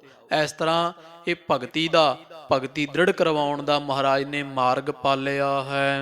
ਇਸ ਉਪਾਏ ਮਹਿ ਲੱਗਹਿ ਮਹਾਨਾ। ਇਸ ਕਾਰਜ ਦੇ ਵਿੱਚ ਸੱਚੇ ਪਾਤਸ਼ਾਹ ਜੀ ਲੱਗੇ ਹੋਏ, ਵੱਡੇ ਕਾਰਜ ਵਿੱਚ ਥਿਰਹਿ ਸਦੀਵ ਨਰਕ ਕਲਿਆਣਾ। ਤੋ ਨਰਨ ਮਨੁੱਖਾਂ ਦੀ ਕਲਿਆਣ ਵਾਸਤੇ ਸੱਚੇ ਪਾਤਸ਼ਾਹ ਜੀ ਸਦਾ ਟਿਕੇ ਹੋਏ ਆ। ਤੇ ਜਾਂ ਗੁਰੂ ਅਰਜਨ ਦੇਵ ਜੀ ਮਹਾਰਾਜ ਚਾਹੁੰਦੇ ਆ ਵੀ ਇੱਥੇ ਇੱਕ ਸਰੋਵਰ ਬਣੇ, ਜਿੱਥੇ ਸੰਸਾਰ ਦੇ ਜੀਵ ਇਸ਼ਨਾਨ ਕਰਕੇ ਤੇ ਮਨ ਦੇ ਵਿੱਚੋਂ ਮੈਲ ਨਾਸ਼ ਹੋਵੇ ਤੇ ਨਰਕਾਂ ਦੇ ਭਾਗੀ ਨਾ ਬਣਨ, ਸਵਰਗ ਨੂੰ ਜਾਣ। ਇਹ ਨਾਮ ਜਪ ਕੇ ਫੇਰ ਬਹੁਰ ਨਾ ਭਵਜਲ ਫੇਰਾ ਵਾਲੀ ਲੀਹ ਤੇ ਤੁਰ ਪੈਣ। ਸੁਦਾ ਸਰੋਵਰ ਕੋ ਸਿਰ ਜਾਵਤ। ਤੇ ਜਿਹੜਾ ਅੰਮ੍ਰਿਤ ਸਰੋਵਰ ਹੈ ਉਹਦੀ ਬਣਤਰ ਕਰ ਰਹੇ ਆ ਇਹ ਅਕਾਲ ਪੁਰਖ ਪਰਮੇਸ਼ਰ ਜੀ। ਉੱਥੇ ਸੱਚਖੰਡ ਵਿੱਚ ਬੈਠੇ ਹੋਏ ਆਪਦੇ ਭਗਤਾਂ ਨਾਲਦਿਆਂ ਨੂੰ ਕਹਿ ਰਹੇ, ਭਾਈ ਗੁਰੂ ਅਰਜਨ ਦੇਵ ਜੀ ਮਹਾਰਾਜ ਸੰਸਾਰ ਧਰਤੀ ਤੇ ਸੱਚਖੰਡ ਬਣਾ ਰਹੇ, ਇੱਕ ਅੰਮ੍ਰਿਤ ਸਰੋਵਰ ਦੀ ਜਿਹੜੀ ਵੈ ਉਹ ਸੇਵਾ ਕਰਵਾ ਰਹੇ ਹਨ। ਮਹਾ ਮਹਾਤਮ ਕੋ ਦਿਪਤਾਵਤ। ਤੇ ਉਸ ਅੰਮ੍ਰਿਤ ਸਰੋਵਰ ਦਾ ਬੜਾ ਮਹਾਤਮ ਸੰਸਾਰ ਵਿੱਚ ਪ੍ਰਗਟ ਕਰ ਰਹੇ ਆ। ਕਰਿਓ ਚਾਹਤ ਵਿੱਚ ਸ੍ਰੀ ਹਰਿਮੰਦਰ। ਸਰੋਵਰ ਬਣਾਉਣ ਤੋਂ ਬਾਅਦ ਵਿੱਚ ਸਾਡੇ ਵਾਸਤੇ ਮੰਦਿਰ ਬਣਾਉਣਾ ਚਾਹੁੰਦੇ ਆ ਗੁਰੂ ਅਰਜਨ ਦੇਵ ਜੀ। ਹਰੀ ਦਾ ਮੰਦਿਰ ਸਥਾਪਿਤ ਕਰਨਾ ਚਾਹੁੰਦੇ ਆ। ਨਿਪਤਲ ਮਹਿ ਅਦਭੁਤ ਸੁੰਦਰ। ਤੇ ਅਵਨੀ ਧਰਤੀ ਦੇ ਸਥਲ ਤੇ ਸਭ ਤੋਂ ਸੁੰਦਰ ਸਥਾਨ ਹੋਵੇਗਾ ਸੰਸਾਰ ਦੇ ਵਿੱਚ। ਇਹ ਹਰਮੰਦਰ ਸਾਹਿਬ ਸਾਰਿਆਂ ਤੋਂ ਸੁੰਦਰ ਸਥਾਨ ਹੋਵੇਗਾ। ਜਿਸ ਮਹਿ ਭਜਨ ਪ੍ਰਿਤਤਹ ਮਹਾ। ਤੇ ਜਿਸ ਦੇ ਵਿੱਚ ਪ੍ਰਵਿਰਤ ਹੋਣਗੇ ਭਜਨ ਵਿੱਚ, ਜਿੰਨੇ ਲੋਕ ਉੱਥੇ ਜਾਣਗੇ ਸਾਰੇ ਭਜਨ ਵਿੱਚ ਹੀ ਲੱਗੇ ਰਿਹਾ ਕਰਨਗੇ। ਭਜਨ ਬੰਦਗੀ ਕੀਰਤਨ ਭਗਤੀ ਵਿੱਚ ਦਿਨ ਰਾਤ ਉਸ ਹਰਮੰਦਰ ਸਾਹਿਬ ਵਿੱਚ ਭਗਤੀ ਹੋਵੇਗੀ, ਕੀਰਤਨ ਹੋਵੇਗਾ। ਤੋ ਖਾਲਸਾ ਜੀ ਹੁਣ ਵੀ ਹਰਿਮੰਦਰ ਸਾਹਿਬ ਤੁਸੀਂ ਜਾਓ, ਚਾਹੇ ਜਿੰਨਾ ਸਮਾਂ ਮਰਜ਼ੀ ਰਹੋ, ਉੱਥੇ ਵੇਖੋ ਕੀਰਤਨ ਜਦੋਂ ਆਰੰਭ ਹੋ ਜਾਂਦਾ ਸਮੇਂ ਦਾ ਫੇਰ ਪਾ ਕੇ, ਹੁਣ ਜਿਵੇਂ ਤਕਰੀਬਨ ਕੋਈ 2:30 ਵਜੇ ਅੰਮ੍ਰਿਤ ਵੇਲੇ 3 ਵਜੇ ਦੇ ਕਰੀਬ, 2:45 ਆਰੰਭ ਹੁੰਦਾ ਕੀਰਤਨ ਹੋਣ ਦੇ ਦਿਨਾਂ 'ਚ। ਤੋ ਉਹ ਵੇਖੋ ਵੀ ਉਹ 3 ਵਜੇ ਤੜਕੇ ਦਾ ਕੀਰਤਨ ਆਰੰਭ ਹੋਇਆ ਤੇ ਰਾਤ ਨੂੰ 12 ਵਜੇ ਦੇ ਕਰੀਬ ਜਾ ਕੇ ਉਹ ਕੁਝ ਸਮੇਂ ਵਾਸਤੇ ਵਿਸ਼ਰਾਮ ਦਿੰਦੇ। ਤੇ ਉਦੋਂ ਅੰਦਰ ਜਦੋਂ ਸੇਵਾ ਹੁੰਦੀ ਹੈ, ਦੁੱਧ ਦੇ ਨਾਲ ਇਸ਼ਨਾਨ ਕਰਾਉਂਦੇ ਆ ਸਾਰੇ ਸਥਾਨ ਦਾ। ਸੰਗਤ ਜਿਹੜੀ ਸੇਵਾ 250-300 ਗੁਰਸਿੱਖ ਸੇਵਾ ਕਰਦੇ ਅੰਦਰ, ਉਹ ਨਾਮ ਜਪਦੇ ਉਹਨਾਂ ਸਮਾਂ। ਫਿਰ ਉੱਥੇ ਇੱਕ ਪਾਸੇ ਨਾਮ ਜਪਿਆ ਜਾਂਦਾ ਹੈ, ਨਾਮ ਦੀਆਂ ਗੂੰਜਾਂ ਵਾਹਿਗੁਰੂ ਵਾਹਿਗੁਰੂ। ਬੇਅੰਤ ਸਿੱਖ ਉੱਥੇ ਬਾਣੀਆਂ ਜਿਨ੍ਹਾਂ ਨੂੰ ਕੰਠ ਪੜ੍ਹਦੇ ਆ। ਇੱਕ ਛਿਣ ਵੀ ਹਰਿਮੰਦਰ ਸਾਹਿਬ ਦੇ ਵਿੱਚ ਇਹੋ ਜਿਹਾ ਨਹੀਂ, ਸਾਹ ਲੈਣ ਜਿੰਨਾ ਸਮਾਂ ਵੀ ਇਹੋ ਜਿਹਾ ਨਹੀਂ ਖਾਲਸਾ ਜੀ, ਜਦੋਂ ਨਾਮ ਨਾ ਜਪਿਆ ਜਾਂਦਾ ਹੋਵੇ। ਤੋ ਅਕਾਲ ਪੁਰਖ ਪਰਮੇਸ਼ਰ ਜੀ ਇਹ ਕਹਿ ਰਹੇ ਆਪਦਿਆਂ ਨਾਲਦਿਆਂ ਭਗਤਾਂ ਨੂੰ, ਨਾਲ ਰਹਿਣ ਵਾਲਿਆਂ ਨੂੰ ਸੱਚਖੰਡ ਵਿੱਚ, ਕਿ ਭਾਈ ਇਹ ਸਥਾਨ ਇਹੋ ਜਿਹਾ ਹੋਵੇਗਾ ਜਿੱਥੇ ਦਿਨ ਰਾਤ ਭਗਤੀ ਹੋਇਆ ਕਰੇਗੀ। ਚਾਹੋਂ ਦਿਸ ਕੇ ਨਰ ਨਿਰਮਹਿ ਤਹਾਂ। ਤੇ ਉੱਥੇ ਚਾਰੇ ਪਾਸਿਓਂ ਮਨੁੱਖ ਆ ਕੇ ਸਿਰ ਨਿਵਾਇਆ ਕਰਨਗੇ। ਸਾਰੇ ਵਰਨਾਂ ਧਰਮਾਂ ਆਸ਼ਰਮਾਂ ਦੇ ਜਿਹੜੇ ਮਨੁੱਖ ਹੈ ਉੱਥੇ ਆਣ ਕੇ ਸਿਰ ਝੁਕਾਵਣਗੇ। ਭਗਤ ਨਿਰੰਤਰ ਅੰਤਰ ਹੋਏ। ਤੇ ਕੀਰਤਨ ਭਗਤੀ ਇੱਕ ਰਸ ਵਿੱਚ ਹੋਇਆ ਕਰੂਗੀ, ਸਦਾ ਕੀਰਤਨ ਦੀਆਂ ਧੁਨਾਂ ਗੂੰਜਣਗੀਆਂ। ਮੋਹ ਕਹੋ ਸਿਮਰਹਿ ਗੇ ਸਭ ਕੋਏ। ਤੇ ਸਾਰੇ ਜੀਵ ਮੇਰਾ ਸਿਮਰਨ ਕਰਿਆ ਕਰਨਗੇ ਹਰਿਮੰਦਰ ਸਾਹਿਬ ਵਿੱਚ ਬੈਠ ਕੇ। ਜੋ ਆਵੇਗਾ ਮੇਰਾ ਸਿਮਰਨ ਕਰਿਆ ਕਰੇਗਾ, ਨਾਮ ਜਪਿਆ ਕਰੇਗਾ। ਦੰਭ ਬਹੀਨੇ ਪ੍ਰੇਮ ਪ੍ਰਬੀਨ। ਤੇ ਸਿੱਖ ਜਿਹੜੇ ਹੋਣਗੇ ਜਾਂ ਜਿਹੜੇ ਵੀ ਉੱਥੇ ਆ ਕੇ ਆਉਣਗੇ, ਉਹ ਦੰਭ ਪਖੰਡ ਤੋਂ ਹੀਣੇ ਹੋਣਗੇ। ਉੱਥੇ ਕੋਈ ਪਖੰਡੀ ਨਹੀਂ ਹੋਵੇਗਾ, ਸਭ ਪਖੰਡ ਤੋਂ ਹੀਣੇ ਹੋਣਗੇ। ਜਿਨ੍ਹਾਂ ਦੇ ਮਨ ਵਿੱਚ ਬੜਾ ਪ੍ਰੇਮ ਹੋਵੇਗਾ, ਸ਼ਰਧਾ ਹੋਵੇਗੀ, ਭਾਵਨਾ ਹੋਵੇਗੀ ਸਿਆਣਿਆਂ ਦੇ। ਹੋਏ ਕੀਰਤਨ ਮੈਂ ਲਿਵ ਲੀਨ। ਤੇ ਉਥੋਂ ਸਿੱਖ ਜਿਹੜਾ ਆ ਕੇ ਬੈਠੇ ਕਰੇਗਾ, ਕੀਰਤਨ ਵਿੱਚ ਲੀਨ ਹੋ ਜਾਇਆ ਕਰੇਗਾ, ਉਹਦੇ ਨੇਤਰਾਂ ਵਿੱਚ ਜਲ ਹੋਇਆ ਕਰੇਗਾ, ਉਹਦੀ ਬਿਰਤੀ ਕੀਰਤਨ ਦੇ ਵਿੱਚ ਭਿੱਜ ਜਾਵੇਗੀ। ਪਾਪੀ ਤੋਂ ਪਾਪੀ ਵੀ ਕੋਈ ਆ ਕੇ ਇੱਥੇ ਬਵੇਗਾ ਹਰਿਮੰਦਰ ਸਾਹਿਬ ਦੇ ਸਥਾਨ ਵਿੱਚ, ਉਹਦੀ ਬਿਰਤੀ ਜਿਹੜੀ ਆ ਉਹ ਟਿਕ ਜਾਇਆ ਕਰੇਗੀ।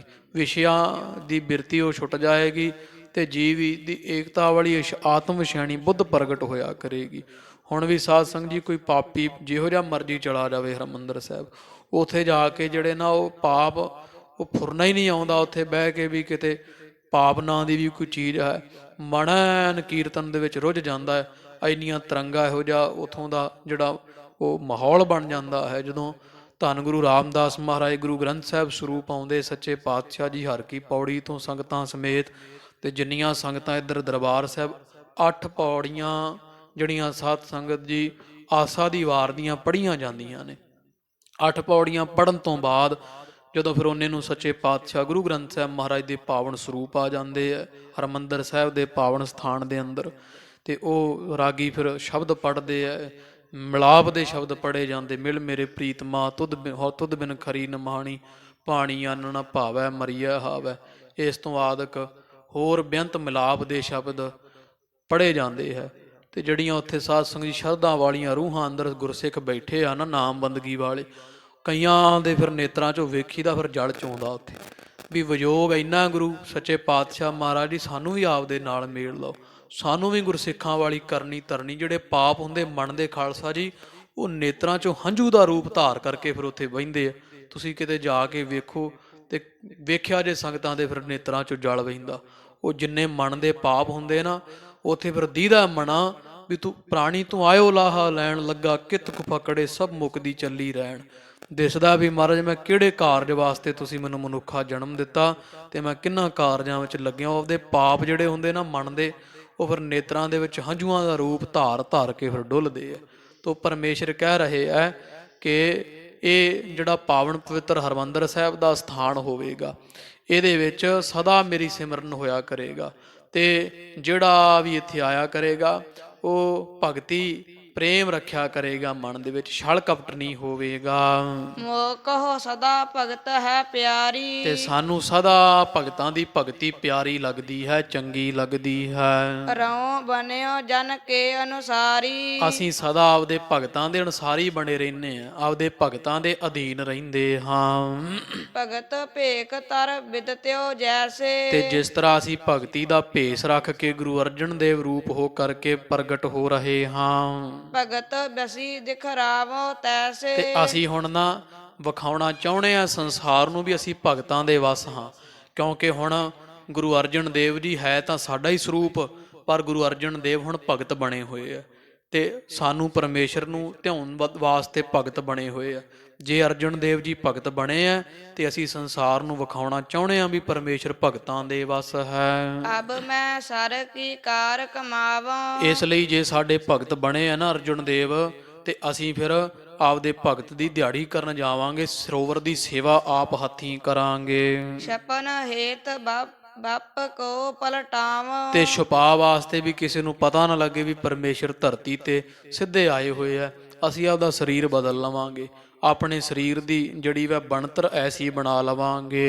ਇਮ ਕਹਿ ਕਰ ਮਧਸੂਦਨ ਮੰਧ, ਹਾਂ ਇਸ ਤਰ੍ਹਾਂ ਮਾਇਆ ਦੇ ਪਤੀ ਤੇ ਦੈਂਤਾਂ ਦੇ ਨਾਸ਼ ਕਰਨ ਵਾਲੇ, ਪਾਪਾਂ ਨੂੰ ਨਾਸ਼ ਕਰਨ ਵਾਲੇ ਅਕਾਲ ਪੁਰਖ ਪਰਮੇਸ਼ਰ ਨੇ ਇਹ ਬਚਨ ਭਗਤਾਂ ਆਪਣੇ ਨਾਲਦਿਆਂ ਨੂੰ ਸੱਚਖੰਡ ਵਿੱਚ ਆਖੇ ਆ। ਬਨ ਮਜੂਰ ਤਨ ਕਟ ਪਟ ਬੰਧ, ਤੇ ਕੀ ਕੀਤਾ ਪਰਮੇਸ਼ਰ ਸਾਧ ਸੰਗਤ ਜੀ ਕਹਿ ਕੇ ਨਾ ਇਸ ਤਰ੍ਹਾਂ ਤੇ ਮਜ਼ਦੂਰਾਂ ਦਾ ਰੂਪ ਧਾਰ ਲਿਆ, ਜਿਵੇਂ ਦਿਹਾੜੀਦਾਰ ਹੁੰਦੇ ਆ। ਤੋ ਸਿਰ ਤੇ ਮੜਾਸਾ ਜਾ ਮਾਰ ਲਿਆ ਤੇ ਮੈਲੇ ਜੇ ਕੱਪੜੇ ਪਹਿਨ ਲਏ ਆ, ਉਹੋ ਜਿਹਾ ਸਰੂਪ ਬਣਾ ਲਿਆ ਤੇ ਲੱਕ ਨੂੰ ਕਮਰ ਕੱਸਾ ਕਰ ਲੈਣਾ ਕੀਤਾ ਹੈ।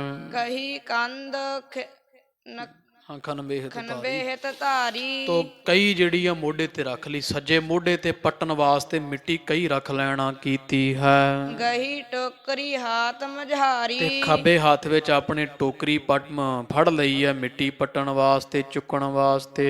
ਮਹਿਮਾ ਭਗਤਨ ਕੀ ਵੱਡ ਕਾਰਨ, ਤੇ ਆਪਣੇ ਭਗਤਾਂ ਦੀ ਵੱਡੀ ਮਹਿਮਾ ਜਨਾਉਣ ਦੇ ਵਾਸਤੇ। ਬਸੀ ਪ੍ਰੇਮ ਆਪਨ ਪੋ ਦਿਖਾਰਨ, ਤੇ ਵਿਖਾਉਣਾ ਚਾਹੁੰਦੇ ਆ ਪਰਮੇਸ਼ਰ ਸੰਸਾਰ ਨੂੰ ਵੀ ਅਸੀਂ ਭਗਤਾਂ ਦੇ ਵਸ ਹਾਂ।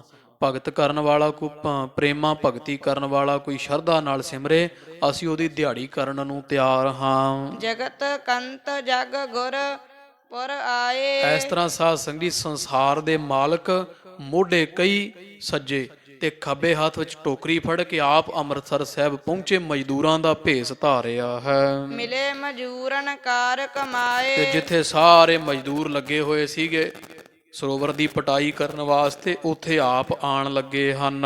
ਬ੍ਰਹਮਾਦਿਕ ਸੇਵਕੋ ਸੁਧ, ਦੇਵਤੇ ਆ ਨਾ ਪੁਰੀਆਂ ਦੇ, ਜਿਵੇਂ ਬ੍ਰਹਮਾ, ਸ਼ਿਵ ਜੀ, ਵਿਸ਼ਨੂੰ, ਹੋਰ ਜਿਹੜੇ ਦੂਜੇ ਤੀਜੇ ਜਿੰਨੇ ਦੇਵਤੇ ਆ 33 ਕਰੋੜ ਦੇਵੀਆਂ ਦੇਵਤੇ, ਇਹਨਾਂ ਸਾਰਿਆਂ ਨੂੰ ਜਦੋਂ ਇਸ ਗੱਲ ਦੀ ਖਬਰ ਹੋਈ ਹੈ ਵੀ ਪਰਮੇਸ਼ਰ ਤਾਂ ਆਪ ਗਏ ਹੋਏ ਆ ਅੰਮ੍ਰਿਤਸਰ ਸਾਹਿਬ ਸਰੋਵਰ ਦੀ ਸੇਵਾ ਕਰਨ ਵਾਸਤੇ। ਕੋਤਕ ਪਿਖਨ ਦੇਵ ਸਭ ਕੋਈ। ਤੇ ਜਿੰਨੇ ਦੇਵੀ ਦੇਵਤੇ ਕੌਤਕ ਵੇਖਣ ਵਾਸਤੇ, ਵੀ ਪਹਿਲੀ ਵਾਰੀ ਪਰਮੇਸ਼ਰ ਨਹੀਂ ਜਾ ਰਹੇ ਆ, ਬੜੀ ਵਾਰੀ ਪਰਮੇਸ਼ਰ ਸੰਸਾਰ ਤੇ ਗਏ ਆ ਭਗਤਾਂ ਦੀ ਲਾਜ ਰੱਖਣ ਵਾਸਤੇ, ਭਗਤਾਂ ਦੇ ਕਾਰਜ ਸਵਾਰਨ ਵਾਸਤੇ। ਤੋ ਇਹ ਸਾਰਾ ਪਰਮੇਸ਼ਰ ਨੂੰ ਕੰਮ ਕਰਦਿਆਂ ਸੇਵਕਾਂ ਦੇ ਘਰਾਂ ਵਿੱਚ ਵੇਖਣ ਵਾਸਤੇ ਜਿੰਨੇ ਦੇਵੀ ਦੇਵਤੇ ਆ। ਜੈ ਜੈ ਭਨਤ ਗਗਨ ਮਹਿ ਆਏ। ਉਹ ਸਾਰੇ ਆਪਦੇ ਵਬਾਣ ਲੈ ਲੈ ਕੇ ਤੇ ਅੰਮ੍ਰਿਤਸਰ ਸਾਹਿਬ ਦੇ ਉੱਪਰਲਾ ਸਾਰਾ ਹੀ ਅਸਮਾਨ ਜਿਹੜਾ ਨਾ ਉਹ ਦੇਵੀ ਦੇਵਤਿਆਂ ਦੇ ਵਿਮਾਨਾਂ ਨਾਲ ਭਰ ਗਿਆ ਹੈ। ਸਭ ਆਪੋ ਆਪਣੇ ਵਿਮਾਨ ਲੈ ਲੈ ਕੇ ਆਏ ਆ ਤੇ ਪਰਮੇਸ਼ਰ ਨੂੰ ਕਈ ਚਲਾਉਂਦਾ ਵੇਖ ਕੇ, ਅੰਮ੍ਰਿਤਸਰ ਸਾਹਿਬ ਸਰੋਵਰ ਦੀ ਸੇਵਾ ਕਰਦਿਆਂ ਟੋਕਰੀ ਢੋਂਦਿਆਂ ਵੇਖ ਕੇ ਪਰਮੇਸ਼ਰ ਦੀ ਜੈ ਜੈਕਾਰ ਕਰ ਰਹੇ ਹਨ। ਅਦਭੁਤ ਗਤ ਦੇਖਤ ਸੁਰ ਛਾਏ। ਤੇ ਸਾਰੇ ਸੁਰ ਦੇਵਤੇ ਅਸਮਾਨ ਵਿੱਚ ਛਾਏ ਹੋਏ ਆ।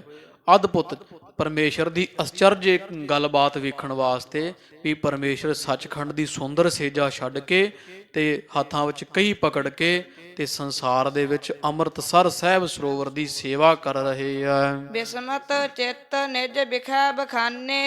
ਤੇ ਦੇਵੀ ਦੇਵਤੇ ਜਿਹੜੇ ਆਪਸ ਦੇ ਵਿੱਚ ਗੱਲਾਂ ਕਰਦੇ ਨਾਲੇ ਹੈਰਾਨ ਹੁੰਦੇ ਆ। ਇਨਕੇ ਚਲਤ ਇਹੀ ਪ੍ਰਭ ਜਾਣੇ। ਕਹਿੰਦੇ ਭਾਈ ਪਰਮੇਸ਼ਰ ਦੇ ਜਿਹੜੀ ਕੌਤਕ ਹੈ ਨਾ ਚਲਤ, ਇਹ ਤਾਂ ਪਰਮੇਸ਼ਰ ਹੀ ਜਾਣਦਾ ਵੀ ਕੀ ਕਰਦੇ ਆ ਕੀ ਨਹੀਂ ਕਰਦੇ ਆ।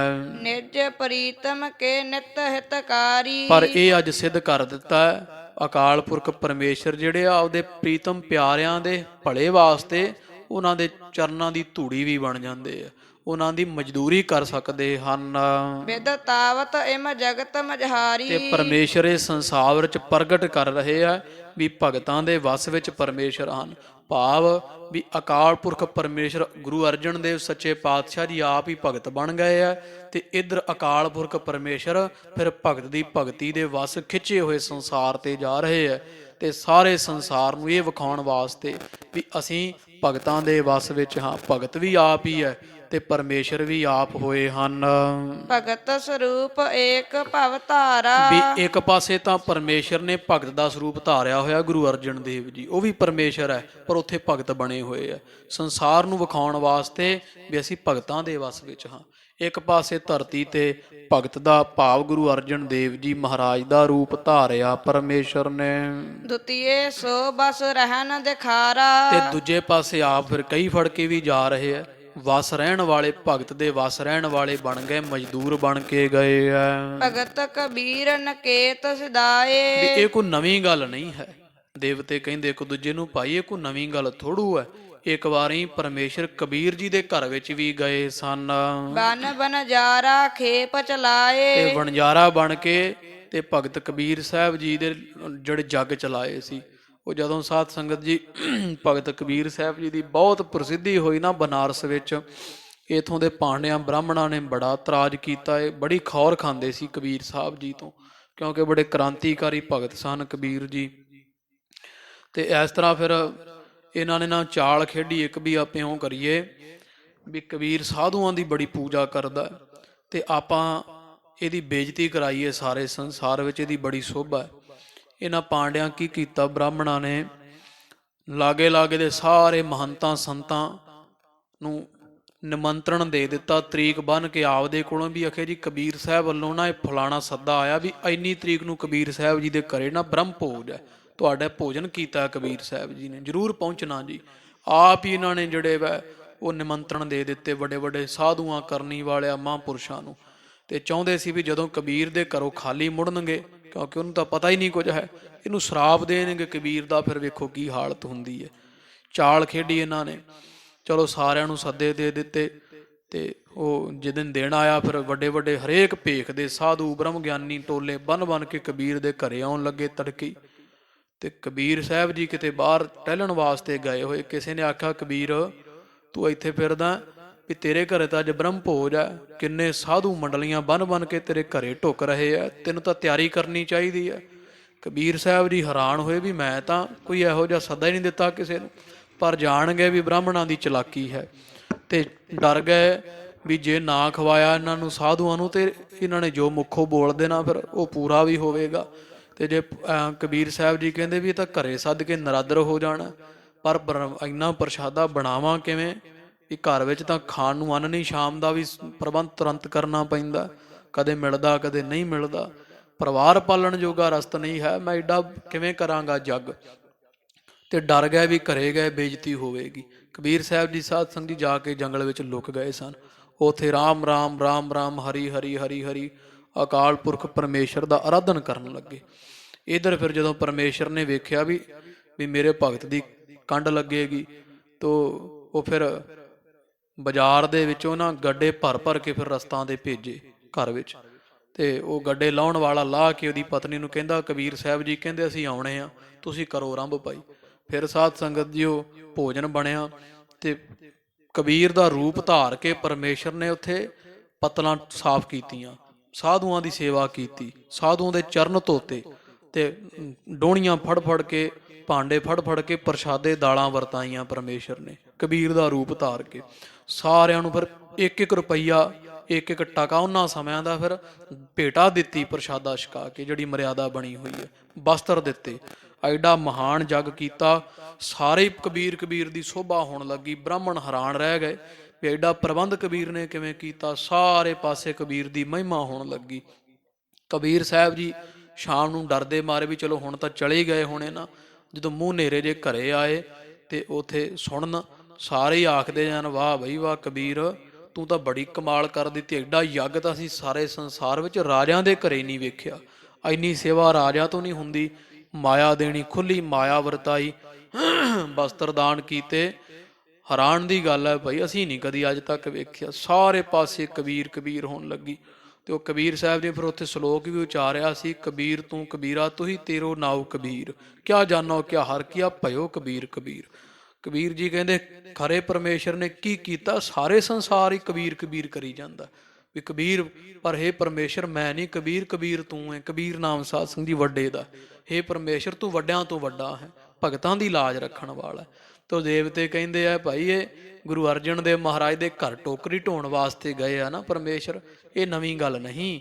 ਇਸ ਤੋਂ ਪਹਿਲਾਂ ਇੱਕ ਵਾਰੀ ਕਬੀਰ ਦੇ ਘਰੇ ਵਣਜਾਰਾ ਬਣ ਕੇ ਸਾਰਾ ਜੱਗ ਚਲਾਇਆ ਸੀ ਪਰਮੇਸ਼ਰ ਨੇ। ਨਾਮ ਦੇਵ ਕੋ ਛਾਪਰ ਛਾਇਓ। ਤੇ ਇੱਕ ਵਾਰੀ ਨਾਮਦੇਵ ਦੀ ਫਿਰ ਛਪਰੀ ਬਣ ਕੇ ਦਿੱਤੀ ਸੀ। ਸਾਧ ਸੰਗਤ ਜੀ ਛਪਰੀ ਟੁੱਟ ਗਈ, ਗਲ ਗਈ, ਮੀਂਹ ਪੈ ਪੈ ਕੇ ਚੋਣ ਲੱਗੀ। ਤੇ ਬਾਬਾ ਨਾਮਦੇਵ ਜੀ ਦੀ ਮਾਤਾ ਕਹਿੰਦੀ ਵੀ ਨਾਮਦੇਵ ਵੀ ਚਲੋ ਤੂੰ ਵੀ ਛਪਰੀ ਬਣ ਲੈ, ਬਾਹਰੋਂ ਕੋਈ ਸਾਰ ਵੱਢ ਕੇ ਤੇ ਛਪਰੀ ਬੰਨ ਲਈਏ। ਕਹਿ ਕਵਾ ਕੇ ਪ੍ਰੇਰ ਕੇ ਤੇ ਦਾਤਰੀ ਫੜਾ ਨਾਮਦੇਵ ਜੀ ਨੂੰ ਸਰ ਵੱਢਣ ਵਾਸਤੇ ਭੇਜਿਆ। ਕਾਨੇ ਆਦਿਕ ਅੰਮ੍ਰਿਤ ਵੇਲਾ ਸੀ ਤੇ ਤਰੇਲ ਪਈ ਹੋਈ ਸੀ। ਤੇ ਇਹ ਸਾਧ ਸੰਗਤ ਜੀ ਜਿਹੜੇ ਭਗਤ ਹੁੰਦੇ ਇਹਨਾਂ ਦਾ ਮਨ ਬਹੁਤ ਨਿਰਮਲ ਹੁੰਦਾ ਤੇ ਬਾਕੀ ਭਾਵਕ ਵੀ ਹੋ ਜਾਂਦੇ ਆ, ਭਾਵਨਾ ਵਾਲਾ ਬਿਰਤੀ ਹੁੰਦੀ ਹੈ। ਤੋ ਜਦੋਂ ਸਾਰ ਨੂੰ ਦਾਤਰੀ ਮਾਰੀ ਨਾ ਤੇ ਉੱਤੋਂ ਤਰੇਲ ਡਿੱਗਣੀ ਹੋਈ ਸੀ, ਕਿਉਂਕਿ ਤਰੇਲ ਪਈ ਹੋਈ ਸੀ। ਤੇ ਮਨ ਵਿੱਚ ਵਿਚਾਰਿਆ ਮਣਾ ਵੀ ਇਹ ਤਾਂ ਰੋਂਦੀ ਹੈ ਵੀ ਜਦੋਂ ਵੱਢਦਾ ਮੈਂ, ਇਹ ਤਾਂ ਅਥਰੂ ਕੇਰਦੀ ਹੈ, ਜ਼ਰੂਰ ਇਹਨੂੰ ਮਤਲਬ ਕਿ ਪੀੜਾ ਮਹਿਸੂਸ ਹੁੰਦੀ। ਫਿਰ ਆਪਦੇ ਹੱਥ ਤੇ ਚੀਰਾ ਦੇ ਕੇ ਵੇਖਿਆ, ਆਖਿਆ ਵੀ ਸੱਚਮੁੱਚ ਭਾਈ ਜੇ ਤੈਨੂੰ ਦਰਦ ਹੈ ਤੇ ਇਹਨੂੰ ਦਰਦ ਨਹੀਂ, ਜਿੱਥੇ ਸਾਰੀ ਉਮਰ ਟੁੱਟੀ ਛੰਨ ਨਾਲ ਲੰਘ ਗਈ ਆ ਤੇ ਕਿਹੜੀ ਗੱਲ ਆ, ਜਿਹੜੇ ਥੋੜੇ ਸਾਲ ਰਹਿ ਗਏ ਆ, 15-20 ਬੁੱਢੇ ਹੋ ਗਏ ਆ, ਬਾਕੀ ਸਮਾਂ ਵੀ ਟੁੱਟੀ ਛੰਨ 'ਚ ਲੰਘ ਜਾਵੇਗਾ। ਤੇ ਜਾ ਕੇ ਬਹਿ ਗਏ ਤੇ ਪਰਮੇਸ਼ਰ ਨੂੰ ਜਿਵੇਂ ਚੰਗਾ ਲੱਗਾ ਕਰ ਲੈਣਗੇ। ਵਾਹਿਗੁਰੂ ਵਾਹਿਗੁਰੂ ਰਾਮ ਰਾਮ ਕਰਦੇ ਰਹੇ ਕਰਦੇ ਰਹੇ। ਇੱਧਰ ਸਾਧ ਸੰਗਤ ਜੀ ਪਰਮੇਸ਼ਰ ਨਾਲ ਫਿਰ ਵੇਖੀ, ਇੰਨੀ ਬਿਰਤੀ ਵੇਖੀ ਟਿਕੀ ਹੋਈ ਭਗਤ ਜੀਆਂ ਦੀ, ਇੰਨੀ ਭਾਵਨਾ ਵੇਖੀ। ਤੇ ਉਹ ਜਿਹੜੇ ਛੰਨਾ ਬੰਨਣ ਵਾਲੇ ਹੁੰਦੇ ਆ ਉਹਨਾਂ ਦਾ ਰੂਪ ਜਿਹਾ ਧਾਰ ਕੇ ਤੇ ਲੱਕ ਦੇ ਦੁਆਲੇ ਰੱਸੇ ਜੇ ਬੰਨੇ ਹੋਏ ਤੇ ਪਰਮੇਸ਼ਰ ਆਪ ਫਿਰ ਇਹਦੇ ਘਰੇ ਆਏ। ਉਹਦੀ ਛੰਨ ਬੰਨੀ ਪਰਮੇਸ਼ਰ ਨੇ, ਨਾਲ ਹੀ ਸਰ ਵੀ ਆਪ ਲੈ ਕੇ ਆਏ। ਸਾਰੀ ਛੰਨ ਨਾਮਦੇਵ ਦੀ ਬੰਨੀ, ਨਾਮਦੇਵ ਜੀ ਨੂੰ ਕੋਈ ਪਤਾ ਨਾ। ਤੇ ਜਦੋਂ ਛੰਨ ਬੰਨ੍ਹਦੇ ਸੀ ਪਰਮੇਸ਼ਰ, ਕਿਉਂਕਿ ਅਕਾਲ ਪੁਰਖ ਹੈ ਨਾ, ਉਹ ਜਿੱਥੇ ਜਿੱਥੇ ਪੈਰ ਰੱਖਦੇ ਸੀ ਨਾ ਛੰਨ ਬੰਨ੍ਹਦੇ ਹਾਂ, ਉਹ ਉੱਥੋਂ ਛੰਨ ਸੋਨੇ ਦੀ ਬਣੀ ਹੋਈ ਸੀ। ਤੇ ਜਦੋਂ ਛੰਨ ਬੰਨ੍ਹ ਦਿੱਤੀ, ਬੜੀ ਸੁੰਦਰ ਛੰਨ, ਸਾਰੇ ਸ਼ਹਿਰ ਵਿੱਚ ਕਿਸੇ ਦੀ ਇਹੋ ਜਿਹੀ ਛੰਨ ਨਾ। ਤੇ ਭਗਤ ਨਾਮਦੇਵ ਜੀ ਘਰੇ ਆਏ ਤੇ ਵੇਖ ਕੇ ਮਾਤਾ ਕਹਿੰਦੀ ਵੀ ਨਾਮਦੇਵ ਵੀ ਤੈਨੂੰ ਸਰ ਵੱਢਣ ਵਾਸਤੇ ਭੇਜਿਆ ਸੀ, ਵੀ ਤੂੰ ਤਾਂ ਬੜਾ ਵਧੀਆ ਕੀਤਾ, ਵੀ ਬੜੀ ਸੋਹਣੀ ਛੰਨ ਬੰਨ੍ਹ ਕੇ ਗਿਆ ਜਿਹਨੂੰ ਤੂੰ ਭੇਜਿਆ। ਇਹ ਜਾਣਦੇ ਵੀ ਅਸੀਂ ਤਾਂ ਭੇਜਿਆ ਨਾ। ਜਦੋਂ ਲਾਗੇ ਹੋ ਕੇ ਛੰਨ ਵੇਖੀ, ਜਿੱਥੇ ਪੈਰ ਰੱਖੇ ਉੱਥੇ ਸਾਧ ਸੰਗਤ ਜੀ ਉਹ ਕਾਨੇ ਸੁਨਹਿਰੀ ਹੋਏ ਹੋਏ। ਵੇਖਿਆ ਵੀ ਇਹੋ ਜਿਹੀ ਕਲਾ ਤਾਂ ਪਰਮੇਸ਼ਰ 'ਚ। ਇਹਨਾਂ ਦੀ ਗੁਆਂਢਣ ਨਾਮਦੇਵ ਜੀਆਂ ਦੀ ਉਹ ਮਾਈ ਆਖੇ, ਨਾਮਦੇਵ ਵੀ ਬੜੀ ਸੋਹਣੀ ਛੰਨ ਬੰਨੀ ਹੈ, ਵੀ ਮੈਨੂੰ ਵੀ ਦੱਸ ਖਾ ਕਿੰਨੇ ਛੰਨ ਬੰਨ੍ਹ ਕੇ ਦਿੱਤੀ ਹੈ। ਤੇਰੇ ਤੋਂ ਦੁੱਗਣੇ ਪੈਸੇ ਦੇਵਾਂਗੀ ਉਹਨੂੰ ਮੈਂ, ਮੈਨੂੰ ਦੱਸ ਬੇਢੀ ਨਾਮ ਛੰਨ ਬੰਨਣ ਵਾਲੇ ਦਾ ਵੀ ਕਿੰਨੇ ਤੇਰੀ ਛੰਨ ਬੰਨ ਕੇ ਦਿੱਤੀ ਹੈ। ਤੇ ਭਗਤ ਨਾਮਦੇਵ ਜੀ ਕਹਿੰਦੇ ਕਿ ਮਾਈਓ ਬੇਢੀ ਜਿਹੜੀ ਇਹਨਾਂ ਨੂੰ ਛੰਨ ਬੰਨਣ ਵਾਲਾ ਉਹ ਕੁਝ ਨਹੀਂ ਲੈਂਦਾ, ਉਹ ਤਾਂ ਪ੍ਰੇਮ ਮੰਗਦਾ, ਪ੍ਰੇਮ।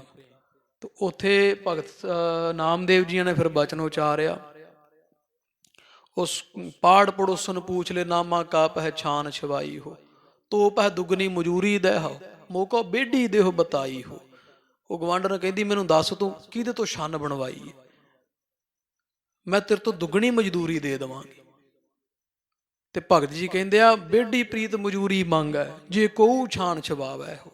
ਕਹਿੰਦਾ ਮਾਈ ਬੇਢੀ ਦੇਣ ਨਾ ਜਾਈ, ਮੈਂ ਦੱਸ ਨਹੀਂ ਸਕਦਾ ਕੌਣ ਹੈ ਉਹ, ਜਿਹੜੀ ਛੰਨ ਬਣਾਉਣ ਵਾਲਾ ਹੈ ਨਾ ਕਾਰੀਗਰ, ਉਹ ਕੁਝ ਨਹੀਂ ਮੰਗਦਾ, ਤੂੰ ਦੁੱਗਣੀ ਮਾਇਆ ਦਮੜੇ ਦੇਣੀ, ਉਹ ਬੇਢੀ ਪ੍ਰੀਤ ਮਜ਼ਦੂਰੀ ਮੰਗ ਹੈ, ਉਹ ਮਜ਼ਦੂਰੀ ਵਿੱਚ ਪ੍ਰੀਤ ਲੈਂਦਾ ਹੈ।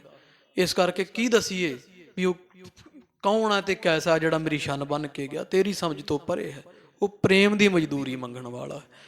ਤੋ ਇਸ ਤਰ੍ਹਾਂ ਉਹ ਵਿੱਚ ਦੱਸ ਰਹੇ ਆ ਦੇਵਤੇ, ਕਹਿੰਦੇ ਭਾਈ ਪਰਮੇਸ਼ਰ ਬੜੀ ਵਾਰੀ ਸੰਸਾਰ ਤੇ ਗਏ, ਕਦੇ ਕਬੀਰ ਦੇ ਘਰ ਆਪ ਡੋਣੀਆਂ ਫੜ ਫੜ ਕੇ ਦਾਲਾਂ ਵਰਤਾਉਂਦੇ ਰਹੇ ਆ, ਕਦੇ ਭਗਤ ਨਾਮਦੇਵ ਜੀ ਵਰਗਿਆਂ ਦੀਆਂ ਛਪਰੀਆਂ ਬੰਨ ਬੰਨ ਕੇ ਦਿੰਦੇ ਰਹੇ ਆ। ਭਗਤਨ ਵਤਸਲ ਬਿਰਦ ਦਿਖਾਇਓ, ਤੇ ਪਰਮੇਸ਼ਰ ਹਮੇਸ਼ਾ ਸਮੇਂ ਸਮੇਂ ਤੇ ਵਿਖਾਉਂਦਾ ਹੈ ਵੀ ਅਸੀਂ ਭਗਤਾਂ ਦੇ ਪਿਆਰੇ ਹਾਂ ਤੇ ਭਗਤਾਂ ਦੇ ਵਸ ਹਾਂ। ਫਿਰ ਦੋਹਰਾ ਗੋ ਜਵਾਈ, ਫਿਰ ਨਾਮੇ ਦੇ ਵਾਰੀ ਦਿਉਰਾ ਫੇਰਿਆ। ਜਦੋਂ ਸਾਧ ਸੰਗਤ ਜੀਓ ਨਾਗਨਾਥ ਦੇ ਮੰਦਿਰ ਵਿੱਚ ਆਰਤੀ ਹੁੰਦੀ ਰਹੀ ਤੇ ਭਗਤ ਨਾਮਦੇਵ ਜੀ ਵੀ ਜਾ ਕੇ ਵਿੱਚ ਖੜ ਗਏ। ਇਹਨਾਂ ਇਤਰਾਜ਼ ਕੀਤਾ ਵੀ ਨੀਵੀਂ ਜਾਤ ਦਾ ਸਾਡੇ 'ਚ ਕਾਹਨੂੰ ਖੜਾ, ਤੋ ਜੇ ਆਰਤੀ ਕਰਨੀ ਨਾਮਦੇਵ ਤੇ ਫਿਰ ਉੱਚੀ ਜਾਤ 'ਚ ਜੰਮਣੋ। ਤੇ ਧੱਕੇ ਮਾਰ ਕੇ ਸਾਧ ਸੰਗਤ ਜੀ ਬਾਹਰ ਕੱਢ ਦਿੱਤਾ। ਤੇ ਇਹਦੇ ਮਨ ਵਿੱਚ ਬੜਾ ਰੋਸ ਆਇਆ ਵੀ ਪਰਮੇਸ਼ਰ ਵੀ ਇਹਦੇ 'ਚ ਮੇਰਾ ਤਾਂ ਕੋਈ ਦੋਸ਼ ਨਹੀਂ ਨਾ ਵੀ ਨੀਵੀਂ ਜਾਤ 'ਚ ਜੰਮਿਆ ਮੈਂ ਤਾਂ। ਤੋ ਇੱਥੇ ਫਿਰ ਉਹ ਭਗਤ ਜੀਆਂ ਦੀ ਭਗਤ ਬਾਣੀ ਵਿੱਚ ਉਹ ਸਾਰਾ ਜ਼ਿਕਰ ਆਉਂਦਾ ਹੈ। ਭਗਤ ਜੀ ਫਿਰ ਉਹ ਕਹਿੰਦੇ ਗੁਰੂ ਅਰਜਨ ਦੇਵ ਮਹਾਰਾਜ ਸੱਚੇ ਪਾਤਸ਼ਾਹ ਜੀਆਂ ਨੇ ਜਿਵੇਂ ਭਗਤ ਬਾਣੀ ਵਿੱਚ ਫਿਰ ਅੰਕਿਤ ਕੀਤੇ ਕਿ ਲੈ ਕੇ ਕਮਲੀ ਚੱਲਿਓ ਪਲਟਾਏ, ਦੇਹੁਰੇ ਪਾਛੈ ਬੈਠਾ ਜਾਏ, ਜਿਉ ਜਿਉ ਨਾਮਾ ਹਰ ਗੁਣ ਉਚਰੈ, ਭਗਤ ਜਨਾ ਕੋ ਦੇਹੁਰਾ ਫਿਰੈ। ਨਾਮਦੇਵ ਜੀ ਫਿਰ ਪਿੱਛੇ ਬਹਿ ਕੇ ਨਾ ਦਿਹੁਰੇ ਦੇ ਤੇ ਪਰਮੇਸ਼ਰ ਨੂੰ ਸਿਮਰਨ ਕਰਨ ਲੱਗੇ। ਤੇ ਪਰਮੇਸ਼ਰ ਨੇ ਪਾਂਡਿਆਂ ਦਾ ਹੰਕਾਰ ਤੋੜਨ ਵਾਸਤੇ ਫੇਰ ਦਿਆ ਦੇਹੁਰਾ ਨਾਮੇ ਕੋ, ਉਹਨਾਂ ਦਿਹੁਰਾ ਹੀ ਘੁਮਾ ਦਿੱਤਾ। ਸਾਧ ਸੰਜੂ ਜਦੋਂ ਆਪ ਜਾਓ ਨਾ ਹਜੂਰ ਸਾਹਿਬ, ਉਥੋਂ 40 ਕੁ ਮੀਲ ਤੇ ਮੰਦਿਰ ਹੈ ਬਾਬਾ ਨਾਮਦੇਵ ਜੀ ਦਾ, ਦਿਹੁਰਾ ਵੀ ਬਣਿਆ ਹੋਇਆ, ਮੰਦਿਰ ਵੀ ਹੈ, 12 ਮੰਦਿਰ ਹੈ ਉਹਦੇ ਨਾਲ ਦੇ। ਇੱਕ ਰਾਜਸਥਾਨ ਵਿੱਚ ਕੁਝ ਹੈ, ਤੋ ਦੱਸਦੇ 12 ਮੰਦਿਰ ਹੈ ਉਹਦੇ ਨਾਲ ਦੇ ਨਾਗਨਾਥ ਦੇਵਤੇ ਦੇ। ਉਹ 12 ਦੇ 12 ਦਾ ਮੂੰਹ ਜਿਹੜਾ ਉਹ ਚੜ੍ਹਦੇ ਵੱਲ ਨੂੰ ਹੈ, 11 ਦਾ ਮੂੰਹ ਚੜ੍ਹਦੇ ਵੱਲ ਨੂੰ ਹੈ। ਤੇ ਜਦੋਂ ਮੰਦਿਰ ਵਿੱਚ ਵੜੀਏ, ਉਹ ਸਾਰੇ ਮੰਦਿਰਾਂ ਦੀ ਮਰਿਆਦਾ ਪਹਿਲਾਂ ਸਰੋਵਰ ਆਉਂਦਾ ਛੋਟਾ ਜਿਹਾ, ਤੇ ਚੜ੍ਹਦੇ ਵੱਲ ਲਹਿੰਦੇ ਵਾਲੇ ਪਾਸੇ ਨੂੰ ਵੜੀਏ ਗੇਟ ਵੜਿਆ ਜਾਂਦਾ, ਤੇ ਮੰਦਿਰ ਦਾ ਮੂੰਹ ਚੜ੍ਹਦੇ ਵਾਲੇ ਪਾਸੇ ਨੂੰ, ਇਸ ਕਰਕੇ ਤੇ ਉਥੇ ਨਾਲ ਸਰੋਵਰ ਹੁੰਦਾ। ਸਰੋਵਰ ਮੰਦਿਰ ਦੇ ਅੱਗੇ ਹੈ। 11 ਮੰਦਿਰਾਂ ਵਿੱਚ ਐ ਆ, ਇੱਕੋ ਦੇਵਤੇ ਦੇ 12 ਮੰਦਿਰ ਹੈ, ਤੇ 12 ਮੰਦਿਰਾਂ ਦੇ ਵਿੱਚੋਂ 11 ਮੰਦਿਰਾਂ ਦਾ ਮੂੰਹ ਚੜ੍ਹਦੇ ਵੱਲ ਹੈ, ਸਰੋਵਰ ਉਹਦਾ ਅਗਲੇ ਪਾਸੇ ਮੰਦਿਰ ਦੇ। ਤੇ ਇੱਕੋ ਇੱਕ ਇਹ ਮੰਦਿਰ ਇਹੋ ਜਿਹਾ ਉਸੇ ਦੇਵਤੇ ਦਾ, ਉਹਦਾ ਮੂੰਹ ਮਲਹਿੰਦੇ ਵਾਲੇ ਪਾਸੇ, ਸਰੋਵਰ ਉਹਦੇ ਮਗਰਲੇ ਪਾਸੇ ਹੋਇਆ, ਤੇ ਦਰਵਾਜ਼ਾ ਵੀ ਉਹਦਾ ਦੂਜੇ ਪਾਸੇ ਹੈ। ਤੇ ਪਿੱਛੋਂ ਭੰਨ ਕੇ ਇਹਨਾਂ ਨੇ ਦਰਵਾਜ਼ਾ ਸਾਧ ਸੰਗਤ ਜੀ ਦੁਬਾਰਾ ਕੱਢਿਆ ਹੋਇਆ। ਤੇ ਉਹਦੇ ਅੱਗੇ ਜਿੱਧਰ ਨੂੰ ਮੂੰਹ ਕੀਤਾ, ਉਹ ਮੰਦਿਰ ਦਾ ਪਰਮੇਸ਼ਰ ਨੇ ਘੁਮਾ ਕੇ ਉਹਦੇ ਸਾਹਮਣੇ ਜਿੱਥੇ ਨਾਮਦੇਵ ਜੀ ਬੈਠੇ ਸੀ, ਉਹ ਦਿਹੁਰਾ ਵੀ ਬਣਿਆ ਹੋਇਆ ਨਾਮਦੇਵ ਜੀ ਦਾ। ਪਰਮੇਸ਼ਰ ਨੇ ਉਹਨਾਂ ਧਰਤੀ ਖੰਡ ਹੀ ਘੁਮਾ ਕੇ ਰੱਖ ਦਿੱਤਾ, ਮੰਦਿਰ ਦਾ ਮੂੰਹ ਫੇਰ ਕੇ ਤੇ ਬਾਬਾ ਨਾਮਦੇਵ ਜੀ ਵੱਲ ਕਰ ਦਿੱਤਾ। ਅੱਜ ਵੀ ਉਹ ਜਿਉਂਦੀ ਤਿਉਂ ਖੜਿਆ ਹੋਇਆ ਹੈ। ਤੋ ਉਹ ਦੇਵਤੇ ਕਹਿੰਦੇ ਭਾਈ ਪਰਮੇਸ਼ਰ ਦੀ ਮਹਿਮਾ ਪਰਮੇਸ਼ਰ ਜਾਣੇ। ਨਾਮਦੇਵ ਜੀ ਨੂੰ ਜਦੋਂ ਪਾਂਡਿਆਂ ਨੇ ਧੱਕੇ ਮਾਰ ਕੇ ਮੰਦਿਰ ਚੋਂ ਕੱਢਿਆ, ਤੇ ਫੇਰ ਦੀਆ ਦੇਹੁਰਾ ਨਾਮੇ ਕੋ, ਉਹ ਸਾਰਾ ਪਰਮੇਸ਼ਰ ਨੇ ਦਿਹੁਰਾ ਹੀ ਫੇਰ ਕੇ ਨਾਮਦੇਵ ਵੱਲ ਮੁੱਖ ਕਰ ਲਿਆ ਸੀਗਾ। ਹਰ ਜੁਗ ਜੁਗ ਭਗਤ ਉਪਾਇਆ, ਪੈਜ ਰੱਖਦਾ ਆਇਆ ਰਾਮ ਰਾਜੇ, ਹਰਨਾਕਸ ਦੁਸ਼ਟ ਹਾਰ ਮਾਰਿਆ, ਪ੍ਰਹਿਲਾਦ ਤਰਾਇਆ, ਅਹੰਕਾਰੀਆ ਨਿੰਦਕਾ ਪਿੱਠ ਦੇ, ਨਾਮਦੇਵ ਮੁਖ ਲਾਇਆ। ਅਹੰਕਾਰੀਆਂ ਨੂੰ ਪਿੱਠ ਦਿੱਤੀ ਪਰਮੇਸ਼ਰ ਨੇ, ਤੇ ਨਾਮਦੇਵ ਨੂੰ ਮੁਖ ਲਾ ਲਿਆ ਸੀ। ਤੋ ਇਸ ਤਰ੍ਹਾਂ ਭਗਤਾਂ ਦੇ ਵਸ ਪਰਮੇਸ਼ਰ ਹੈ। ਮੁਗਲ ਰੂਪ ਧਰ ਮਿਲੇ ਗੋਸਾਈ, ਤੇ ਇੱਕ ਵਾਰੀ ਫਿਰ ਮੁਗਲ ਰੂਪ ਧਾਰ ਕੇ ਬਾਬਾ ਨਾਮਦੇਵ ਜੀ ਨੂੰ ਪਰਮੇਸ਼ਰ ਮਿਲੇ ਸਨ। ਗਏ ਸੈਨ ਕੇ ਤਨ ਧਰ ਨਾਈ, ਉਹ ਵੀ ਸਾਧ ਸੰਗਤ ਜੀ ਥੋੜੀ ਸੰਖੇਪ ਹੀ ਸੁਣ ਲਈਏ। ਇੱਕ ਵਾਰੀ ਮੁਗਲ ਰੂਪ ਧਾਰ ਕੇ, ਮੁਗਲ ਦਾ ਰੂਪ ਧਾਰ ਕੇ, ਪਠਾਨ ਦਾ ਮੁਗਲ ਦਾ ਕਹੋ, ਪਰਮੇਸ਼ਰ ਨਾਮਦੇਵ ਜੀ ਨੂੰ ਮਿਲੇ। ਉਹ ਕਹਿੰਦੇ ਨਾਮਦੇਵ ਜੀ ਨੇ ਇੱਕ ਵਾਰੀ ਮਨ 'ਚ ਫੁਰਨਾ ਕਰ ਲਿਆ ਬੁੱਢੇ ਬਾਰੇ ਵੀ ਸਰੀਰ ਰਹਿੰਦਾ ਜਾਂਦਾ ਵੀ ਕਿਉਂ ਨਾ ਹੁਣ ਪਰਮੇਸ਼ਰ ਤੋਂ ਜੋ ਮੰਗਿਆ ਦੇ ਹੀ ਦਿੰਦੇ ਆ, ਵੀ ਜੇ ਪਰਮੇਸ਼ਰ ਇੱਕ ਘੋੜੀ ਦੇ ਦੇਣ ਨਾ ਤੇ ਆਨੰਦ ਆ ਜਾਵੇ। ਚਲੋ ਚੜ ਕੇ ਚਲੇ ਜਾਵਾਂ ਕਰਾਂਗੇ, ਘਾਟ ਤੋਂ ਕੱਪੜੇ ਕੁਪੜੇ ਧੋਣੇ ਸੌਖੇ ਹੋ ਜਾਣਗੇ, ਉੱਤੇ ਚੜੇ ਨਾਲ ਹੀ ਕੱਪੜੇ ਲੱਦ ਲਵਾਂ ਕਰਾਂਗੇ, ਤੁਰਨਾ ਔਖਾ। ਤੇ ਪਰਮੇਸ਼ਰ ਨੂੰ ਪਤਾ ਸੀ ਵੀ ਸਾਰੀ ਉਮਰ ਤਾਂ ਇਹਨੇ ਕੁਝ ਮੰਗਿਆ ਨਹੀਂ, ਤੇ ਬੁੱਢੇ ਬਾਰੇ ਹੁਣ ਕਿਹੜੇ ਪਾਸੇ ਫਸਣ ਨੂੰ ਫਿਰਦਾ। ਘੋੜੀਆਂ ਮੰਗਦਾ, ਅੱਜ ਘੋੜੀ ਮੰਗੀ ਕੱਲ ਨੂੰ ਬੱਗੀ ਮੰਗੂ, ਪਰਸੋਂ ਰੱਥ ਮੰਗੇਗਾ। ਪਰਮੇਸ਼ਰ ਸਾਧ ਸੰਗਤ ਜੀ ਫੁਰਨਾ ਹੀ ਨਹੀਂ ਬਣ ਦਿੰਦੇ। ਆਖਿਆ ਵੀ ਇਹਦਾ ਫੁਰਨਾ ਜ਼ਰੂਰ ਨਿਵਰਤ ਕਰੀਏ। ਤੇ ਉਹ ਮੁਗਲ ਦਾ ਰੂਪ ਧਾਰ ਕੇ ਨਾ ਮੁਸਲਮਾਨ ਦਾ ਤੇ ਘੋੜੇ ਤੇ ਚੜੇ ਆਏ ਪਰਮੇਸ਼ਰ ਆਪ। ਜਦੋਂ ਆਏ ਤੇ ਉਹ ਨਾਲ ਇੱਕ ਵਛੇਰਾ ਸੀ ਉਹਦੇ ਘੋੜੇ ਦੇ, ਘੋੜੀ ਨਾਲ ਲੈ ਕੇ ਨਾਲ ਵਛੇਰਾ ਲਿਆਂਦਾ ਹੋਇਆ। ਤੇ ਭਗਤ ਨਾਮਦੇਵ ਨੂੰ ਕਹਿੰਦੇ ਵੀ ਨਾਮਦੇਵ ਅੱਜ ਚੁੱਕ ਇਹਨੂੰ ਮੋਢੇ ਤੇ ਰੱਖ, ਵਛੇਰੇ ਨੂੰ ਚੁਕਾ ਦਿੱਤਾ। ਤੇ ਨਾਮਦੇਵ ਜੀ ਆਖਣ ਵੀ ਹੇ ਪਰਮੇਸ਼ਰ ਵੀ ਮੈਂ ਤਾਂ ਆਪਦੇ ਮਨ 'ਚ ਵਿਚਾਰਨ ਵੀ ਘੋੜੀ ਮੰਗੀ, ਘੋੜਾ ਮੰਗਿਆ ਤੇ ਮੈਨੂੰ ਵਛੇਰਾ ਚੁੱਕਣ ਨੂੰ ਕਹਿ ਦਿੱਤਾ ਵਾ। ਮੈਂ ਚੜ੍ਹਨ ਨੂੰ ਫਿਰਦਾ ਸੀ ਤੇ ਇੱਧਰ ਵਛੇਰਾ ਮੇਰੇ ਮੋਢਿਆਂ ਤੇ ਚੜਾਇਆ ਹੋਇਆ। ਤੇ ਜਦੋਂ ਉਹ ਮੁਗਲ ਬੋਲੇ ਨਾ, ਉਹ ਪਰਮੇਸ਼ਰ ਤਾਂ ਹੈ ਸੀ ਪਰ ਉਹਦੀ ਭਾਸ਼ਾ ਨਹੀਂ ਮੁਗਲਾਂ ਵਾਲੀ ਸੀ। ਫਰਕ ਹੁੰਦਾ, ਭਾਸ਼ਾ ਨਾ ਰਲੇ ਉਹਦੀ। ਹੁਣ ਭਗਤ ਨਾਮਦੇਵ ਜੀ ਸਮਝ ਗਏ। ਉਹ ਪੁੱਛਿਆ ਵੀ ਤੂੰ ਜਾਣਦਾ? ਕਹਿੰਦੇ ਤੁਸੀਂ ਮੁਗਲ ਨਹੀਂ ਹੋ, ਇਹਦੇ ਹੋਰ ਕੌਣ ਹੈ? ਕਹਿੰਦੇ ਨਾਮੇ ਕੋ ਸੁਆਮੀ ਮੀਰ ਮੁਕੰਦ, ਤੂੰ ਨਾਮਦੇਵ ਦਾ ਮਾਲਕ ਸੁਆਮੀ ਹੈ, ਮੁਕਤੀਆਂ ਦੇਣ ਵਾਲਾ, ਮੁਕਤੀ ਦਾ ਦਾਤਾ ਹੈ ਤੂੰ ਮੁਗਲ ਨਹੀਂ ਹੈ, ਕਿਉਂਕਿ ਤੇਰੀ ਭਾਸ਼ਾ ਨਹੀਂ ਰਲਦੀ। ਤੇ ਘੁੱਟ ਕੇ ਜੱਫੀ ਪਾ ਕੇ ਗਲ ਨਾਲ ਲਾ ਲਿਆ। ਆਖਿਆ ਨਾਮਦੇਵ ਕਿਹੜੇ ਘੋੜਿਆਂ ਦੇ ਚੱਕਰ ਵਿੱਚ ਪੈਣਾ, ਆ ਥੋੜੀ ਬਹੁਤੀ ਉਮਰ ਰਹਿ ਗਈ ਆ, ਬਿਨਾਂ ਫੁਰਨੇ ਤੋਂ ਲੰਘਾ ਲਾ, ਫਿਰ ਤੈਨੂੰ ਆਪਦੇ ਵਿੱਚ ਹੀ ਅਸੀਂ ਲੀਨ ਕਰ ਲੈਣਾ, ਆਪਦਾ ਸਰੂਪ ਹੀ ਬਣਾ ਲੈਣਾ, ਸੱਚਖੰਡ ਲੈ ਜਾਣਾ ਹੈ।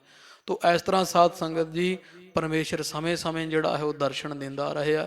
ਇੱਕ ਫਿਰ ਉੱਥੇ ਪ੍ਰਮਾਣ ਦੇਵਤੇ ਕਹਿੰਦੇ ਭਾਈ ਇੱਕ ਵਾਰੀ ਸੈਣ ਨਾਈ ਦੇ ਵੀ ਸੱਚੇ ਪਾਤਸ਼ਾਹ ਅਕਾਲ ਪੁਰਖ ਨੇ ਪਰਮੇਸ਼ਰ ਨੇ ਕਾਰਜ ਕੀਤੇ ਸਨ। ਸੈਣ ਨਾਈ ਜਿਹੜਾ ਉਹਦੀ ਵੀ ਸੱਚੇ ਪਾਤਸ਼ਾਹ ਮਹਾਰਾਜ ਜੀਆਂ ਨੇ ਲਾਜ ਰੱਖੀ ਸੀ। ਪ੍ਰੀਤਮ ਹਿਤ ਨਿਰਪ ਸੇਵਕ ਮਾਈ। ਆ ਸੈਣ ਨਾਈ ਜਿਹੜਾ ਪ੍ਰੀਤਮ ਸੀ, ਪ੍ਰੇਮੀ ਸੀ ਪਰਮੇਸ਼ਰ ਦਾ, ਉਹਦੇ ਵਾਸਤੇ ਪਰਮੇਸ਼ਰ ਨੇ ਰਾਜੇ ਦੀ ਸੇਵਾ ਕੀਤੀ, ਮਾਲਿਸ਼ ਕੀਤੀ ਸੀ। ਉਹ ਸਾਧ ਸੰਗਤ ਜੀ ਹੋਏ ਉਸ ਤਰ੍ਹਾਂ ਸੀ ਵੀ ਜਿਹੜੇ ਸੈਣ ਨਾਈ ਸਨ ਇਹ ਰੋਜ਼ ਰਾਜੇ ਦੀ ਮਾਲਿਸ਼ ਕਰਨ ਵਾਸਤੇ ਜਾਇਆ ਕਰਦੇ ਸੀ ਰਾਜ ਦਰਬਾਰ ਮਹਿਲ ਵਿੱਚ ਰਾਜੇ ਦੇ। ਉਥੋਂ ਮਾਇਆ ਮਿਲਦੀ, ਚਲੋ ਗੁਜ਼ਾਰਾ ਕਰਦੇ। ਇੱਕ ਦਿਨ ਬਹੁਤ ਸਾਧੂ ਇਹਦੇ ਘਰ ਵਿੱਚ ਆਏ, ਪਰਖ ਦਾ ਸਮਾਂ ਆਇਆ ਤੇ ਪਰ ਇਹ ਪਰਮੇਸ਼ਰ ਦੇ ਪਿਆਰੇ ਨੇ ਫਿਰ ਸਾਧੂਆਂ ਨੂੰ ਪਹਿਲ ਦਿੱਤੀ ਸੀ, ਬੜੀ ਸੇਵਾ ਕੀਤੀ, ਸਾਰੀ ਰਾਤ ਸੇਵਾ ਕਰਦਿਆਂ ਲੰਘਾ ਦਿੱਤੀ ਤੇ ਰਾਜੇ ਕੋਲ ਜਾਣ ਦਾ ਖਿਆਲ ਹੀ ਭੁੱਲ ਗਿਆ। ਜਦੋਂ ਅੰਮ੍ਰਿਤ ਵੇਲੇ ਉੱਠਿਆ ਤੇ ਮਨ 'ਚ ਵਿਚਾਰਿਆ ਵੀ ਮਣਾ ਵੀ ਤੂੰ ਤਾਂ ਰਾਜੇ ਦਾ, ਕਿਉਂਕਿ ਨੌਕਰ ਸੀ ਨਾ, ਪੱਕੀ ਤਨਖਾਹ ਲੈਂਦਾ ਸੀ, ਰੋਜ਼ ਜਾਣਾ ਹੀ ਜਾਣਾ, ਵੀ ਰਾਜਾ ਜ਼ਰੂਰ ਗੁੱਸੇ ਹੋਇਆ ਹੋਵੇਗਾ ਵੀ ਤੂੰ ਗਿਆ ਨਹੀਂ, ਸਾਰੀ ਰਾਤ ਸਾਧੂਆਂ ਦੀ ਸੇਵਾ ਵਿੱਚ ਲੱਗਿਆ ਰਿਹਾ ਤੇ ਰਾਜ ਨੇ ਤਾਂ ਕੋਈ ਗੱਲ ਨਹੀਂ ਨਾ ਸੁਣਨੀ, ਉਹਦੀ ਮਾਲਿਸ਼ ਕਰਨ ਨਹੀਂ ਗਿਆ, ਪਹੁੰਚਿਆ ਨਹੀਂ, ਤੇ ਹੁਣ ਕੀ ਬਣੇਗਾ। ਡਰਦਾ ਡਰਦਾ ਬਾਬਾ ਸੈਣ ਜੀ ਜਦੋਂ ਪਹੁੰਚੇ ਨਾ ਰਾਜੇ ਦੇ ਦਰਬਾਰ ਵਿੱਚ, ਤੇ ਉਹ ਰਾਜੇ ਦੀ ਰਾਤ ਮਾਲਿਸ਼ ਪਰਮੇਸ਼ਰ ਨੇ ਕੀਤੀ। ਤੇ ਫਿਰ ਪਰਮੇਸ਼ਰ ਦਾ ਹੱਥ ਜਿੱਥੇ ਲੱਗਦਾ ਸੀ, ਦੁੱਖ ਕਿੱਥੇ ਰਹੇ, ਰਾਜੇ ਦੇ ਸਾਰੇ ਹੀ ਦੁੱਖ ਕੱਟੇ ਗਏ ਸਨ।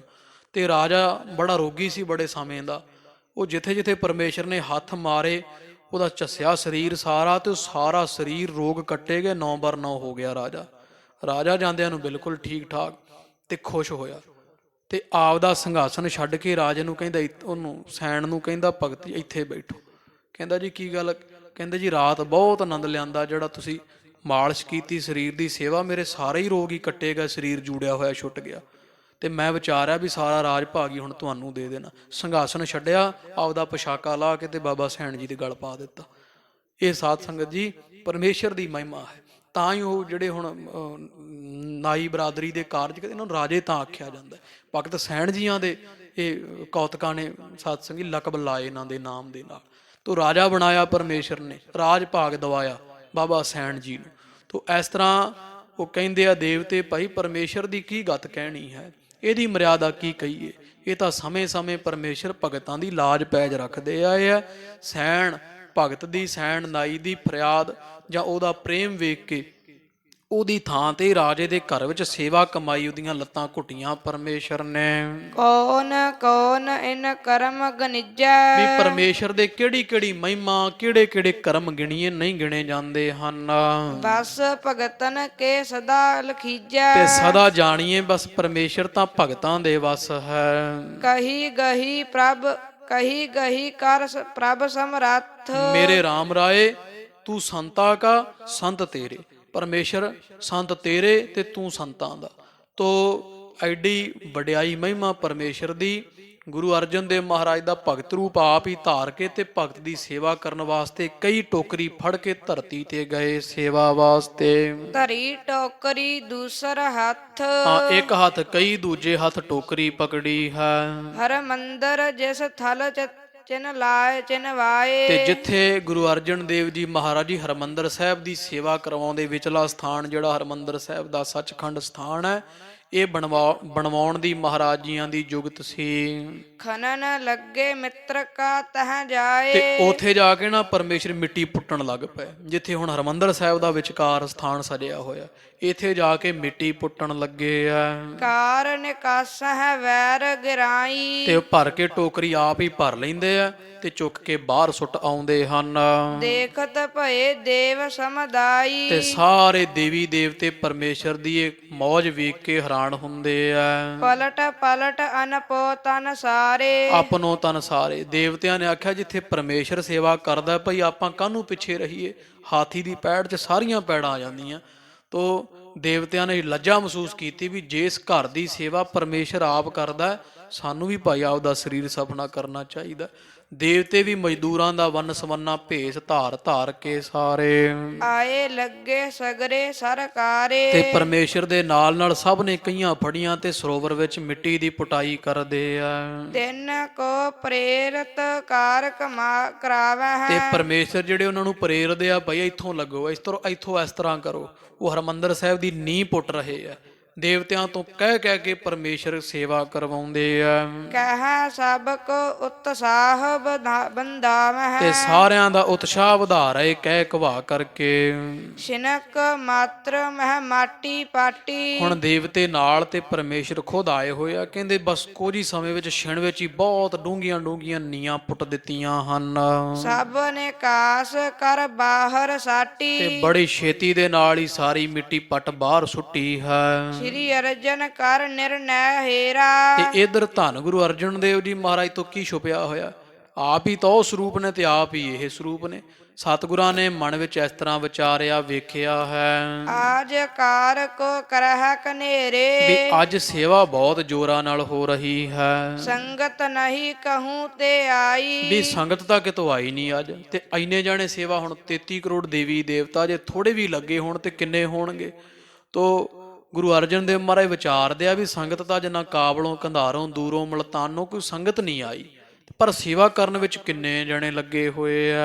ਜਿਤ ਕਿਤ ਦੀਖਤ ਜਨ ਸਮਦਾਈ। ਵੀ ਜਿੱਧਰ ਕਿੱਧਰ ਵੇਖਦੇ ਆ ਸੇਵਾਦਾਰੀ ਤੁਰੇ ਫਿਰਦੇ ਹਨ। ਬੇਸ ਅਨੂਪਮ ਅਦਭੁਤ ਕ੍ਰਾਂਤ। ਤੇ ਇਹਨਾਂ ਦੇ ਭੇਸ ਵੀ ਇਹੋ ਜਿਹੇ, ਚਿਹਰੇ ਦੀ ਸ਼ੋਭਾ ਇਹੋ ਜਿਹੀ ਵੀ ਆਮ ਮਨੁੱਖ ਵਰਗੀ ਨਹੀਂ। ਦਗ ਦਗ ਕਰਦੇ ਸਭ ਦੇ ਚਿਹਰੇ ਹਨ।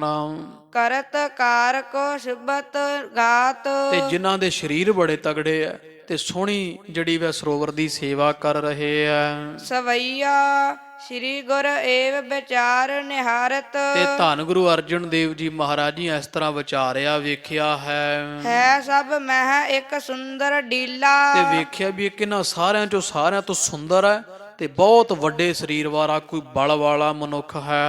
ਚਾਰ ਬਿਲੋਚਨ ਸੋਚ ਵਿਮੋਚਨ। ਜਿਹਦੇ ਨੇਤਰ ਜਿਹੜੇ ਆ ਉਹ ਬੜੇ ਸੁੰਦਰ ਹੈ ਤੇ ਸੋਚਾਂ ਚਿੰਤਾਵਾਂ ਨੂੰ ਕੱਟਣ ਵਾਲੇ ਹਨ। ਪ੍ਰੇਤਤ ਹੈ ਸਭ ਹੁਣ ਸ਼ਬੀਲਾ। ਪ੍ਰੇਰਿਤ ਸਾਰਿਆਂ ਨੂੰ ਪ੍ਰੇਰਦਾ ਹੈ ਤੇ ਬੜੇ ਸੁੰਦਰ ਸਰੀਰ ਵਾਲਾ ਸੋਭਾ ਵਾਲਾ ਹੈ। ਬਰਿੰਦ ਅਦਾਇਪ ਰਾਖਤ ਹੈ। ਤੇ ਸਾਰੇ ਉਹਦਾ ਸਤਿਕਾਰ ਵੀ ਰੱਖ ਰਹੇ ਆ। ਵੀ ਉਹ ਇੱਕ ਜਣਾ ਸਾਰਿਆਂ ਨੂੰ ਸੇਵਾ ਲਾਉਂਦਾ ਪਿਆ ਵਿੱਚ ਖੜ ਕੇ, ਬੜੇ ਖੁੱਲੇ ਸਰੀਰ ਦਾ, ਜਿਹਦਾ ਚਿਹਰਾ ਬੜਾ ਦਗ-ਦਗ ਕਰਦਾ ਹੈ। ਉਹ ਸਾਰਿਆਂ ਨੂੰ ਵੇਖ ਵੇਖ ਕੇ ਦੱਸ ਰਹੇ ਆ ਵੀ ਇਸ ਤਰ੍ਹਾਂ ਕਰੋ, ਇਸ ਤਰ੍ਹਾਂ ਕਰੋ। ਇਹ ਸਾਰੇ ਉਹਦਾ ਸਤਿਕਾਰ ਵੀ ਇੱਕ ਜਣੇ ਦਾ ਰੱਖਦੇ ਆ। ਅਬ ਲਾਖਤ ਭਾਗਤ ਹੈ ਗੁਣਸ਼ੀਲਾ। ਤੇ ਇਹਦੇ ਤੋਂ ਕੋਈ ਇੱਛਾ ਜਿਵੇਂ ਕੋਈ ਰੱਖਦਾ, ਇਹਦੀ ਸੇਵਾ ਕਰ ਰਹੇ ਸਾਰੇ ਤੇ ਇਸ ਤਰ੍ਹਾਂ ਗੁਣ ਗਾਉਂਦੇ ਜਿਸ ਦੇ ਸਾਰੇ ਹੀ। ਔਰ ਨਹੀਂ ਜਗ ਮੋਰ ਇਹੀ। ਤੇ ਗੁਰੂ ਅਰਜਨ ਦੇਵ ਜੀ ਮਹਾਰਾਜ ਜਾਣਗੇ ਵੀ ਹੋਰ ਕੌਣ ਹੋ ਸਕਦਾ ਹੈ। ਇਹ ਹਰਮੰਦਰ ਸਾਹਿਬ ਗੁਰੂ ਰਾਮਦਾਸ ਦੇ ਘਰ ਦੀ ਸੇਵਾ ਕਰਨ ਪਰਮੇਸ਼ਰ ਆਇਆ ਹੋਇਆ। ਗੁਰੂ ਅਰਜਨ ਦੇਵ ਮਹਾਰਾਜ ਇਹਨਾਂ ਨੂੰ ਸੇਵਾ ਕਰਦਿਆਂ ਵੇਖ ਕੇ ਜਾਣ ਗਏ ਆ ਇਸ ਠੋਰ ਬਿਖੈ ਦਿਖਰਾਵਤ ਲੀਲਾ ਵੀ ਪਰਮੇਸ਼ਰ ਸੇਵਾ ਕਰਨ ਵਾਸਤੇ ਆਏ ਹੋਏ ਸਿੱਖਾਂ ਭਗਤਾਂ ਦੀ ਤੇ ਇੱਥੇ ਆ ਕੇ ਲੀਲਾ ਕੌਤਕ ਵਿਖਾ ਰਹੇ, ਆਪ ਟੋਕਰੀ ਢੋਂਦੇ ਆ। ਲੱਗ ਕਾਲ ਮੈਂ ਕਾਰ ਬਿਲਾਸ ਕਰੀ ਵਿਸਾਲ ਕਰੀ, ਥੋੜੇ ਸਮੇਂ ਵਿੱਚ ਸਾਧ ਸੰਗਤ ਜੀ ਬੜੀ ਖੁੱਲੀ ਸੇਵਾ ਕਰ ਦਿੱਤੀ, ਨੀਆਂ ਨੂਆਂ ਪੱਟ ਦਿੱਤੀਆਂ ਕਿਧਰੇ ਮਿੰਟੋ ਮਿੰਟੀ, ਕਿਉਂਕਿ ਪਰਮੇਸ਼ਰ ਆਏ ਹੋਏ ਆ। ਥਲ ਜਾਹੇ ਵਿਖੈ ਚਿਨਬ ਹਰ ਮੰਦਰ ਵੀ ਉਸ ਥਾਂ ਦੀਆਂ ਜਿਹੜਾ ਹਰਮੰਦਰ ਸਾਹਿਬ ਦਾ ਸਥਾਨ ਹੈ ਨਾ ਸਾਧ ਸੰਗਤ ਜੀ ਹੁਣ ਸਜਿਆ ਹੋਇਆ, ਇਹਦੀਆਂ ਨੀਆਂ ਪਰਮੇਸ਼ਰ ਨੇ ਆਪ ਪੱਟੀਆਂ ਹੋਈਆਂ ਹਨ। ਮਿੱਤਰ ਕਾ ਤਹਿ ਤੇ ਕਰ ਤਰਨ ਤੂਰਨਤਾ, ਬੜੀ ਛੇਤੀ ਦੇ ਨਾਲ ਸਾਰੀ ਮਿੱਟੀ ਕੱਢ ਦਿੱਤੀ ਹੈ ਨਿਕਸਾਏ ਲਈ ਸਗਰੀ ਸਰ ਅੰਦਰ ਤੇ ਸਾਰੀ ਦੀ ਸਾਰੀ ਜਿਹੜੀ ਨਾ ਉਹ ਸਰੋਵਰ ਦੇ ਵਿੱਚੋਂ ਮਿੱਟੀ ਬਾਹਰ ਕੱਢ ਦਿੱਤੀ ਹੈ। ਜਸ ਭਾਖ ਮਹਾਤਮ ਆਨਣ ਤੇ ਇਸ ਤਰ੍ਹਾਂ ਮੁੱਖੋਂ ਸਾਰੇ ਸਰੋਵਰ ਦਾ ਵੱਡੀ ਮਹਿਮਾ ਗੁਰੂ ਅਰਜਨ ਦੇਵ ਜੀ ਸਰੋਵਰ ਦੀ ਬੜੀ ਮਹਿਮਾ ਕਰਦੇ ਆ, ਦੇਵੀ ਦੇਵਤੇ ਵੀ ਸਰੋਵਰ ਦੀ ਮਹਿਮਾ ਕਰ ਰਹੇ ਆ। ਕਰਵਾਵਤ ਹੈ ਕਰ ਤੇ ਤਨ ਸੁੰਦਰ ਤੇ ਇਸ ਤਰ੍ਹਾਂ ਉਹ ਸੇਵਾ ਪਰਮੇਸ਼ਰ ਕਰਵਾ ਰਿਹਾ ਹੈ, ਇਹਨਾਂ ਸਾਰੇ ਦੇਵੀ ਦੇਵਤਿਆਂ ਤੋਂ ਆਪ ਵੀ ਕਰ ਰਿਹਾ ਹੈ। ਇੱਕ ਆਵਤ ਹੈ ਇੱਕ ਜਾਤ ਨਿਸਾਕਾ, ਇੱਕ ਜਾਤ ਨਿਸਾਕਤ ਤੋ ਇੱਕ ਆ ਰਹੇ ਆ ਸੇਵਾ ਕਰਨ ਵਾਸਤੇ ਟੋਕਰੀ ਢੋ ਢੋ ਕੇ, ਦੂਜੇ ਭਰ ਭਰ ਕੇ ਬਾਹਰ ਲਈ ਜਾਂਦੇ ਆ। ਸੀਗਰ ਦੇਖਤ ਤੇ ਭਰ ਨੰਦਰ ਤੇ ਸੱਚੇ ਪਾਤਸ਼ਾਹ ਜੀ ਆਪਣੇ ਨਿਗਾਹ ਨਾਲ ਵੇਖ ਰਹੇ ਪਾਸੇ ਖੜੇ ਹੋਏ ਵੀ ਪਰਮੇਸ਼ਰ ਜਿਹੜਾ ਨਾ ਉਹ ਦੱਸ ਰਹੇ ਆ, ਇੱਕ ਜਿਹੜਾ ਤਗੜੇ ਸਰੀਰ ਦਾ ਮਜ਼ਦੂਰ ਹੈ, ਬੜਾ ਸੋਹਣਾ ਸੁਨੱਖਾ ਸਰੀਰ, ਬੜਾ ਬਲ ਵਾਲਾ, ਉਹ ਦੂਜਿਆਂ ਨੂੰ ਦੱਸ ਰਿਹਾ ਭਈ ਇੱਥੋਂ ਇਸ ਤਰ੍ਹਾਂ ਨੀ ਪਟਣੀ, ਇਸ ਤੋਂ ਇਸ ਤਰ੍ਹਾਂ ਕਰਨੀ, ਆ ਮਿੱਟੀ ਚੁੱਕੋ, ਉਹ ਦੱਸ ਰਿਹਾ। ਤੇ ਕੁਝ ਬੜੇ ਲੋਕ ਜਿਹੜੇ ਉਹਦੀ ਸੇਵਾ ਵਿੱਚ ਲੱਗੇ ਹੋਏ ਆ, ਤੇ ਸਾਰਿਆਂ ਤੋਂ ਸੁੰਦਰ ਸਰੂਪ ਵਿੱਚੋਂ ਇੱਕ ਦਾ, ਦੂਜਿਆਂ ਦੇ ਚਿਹਰੇ ਵੀ ਕਿਸੇ ਨਾਲ ਰਲਦੇ ਨਹੀਂ, ਕਦੀ ਇਹੋ ਜਿਹੇ ਮਨੁੱਖ ਨਹੀਂ ਵੇਖੇ।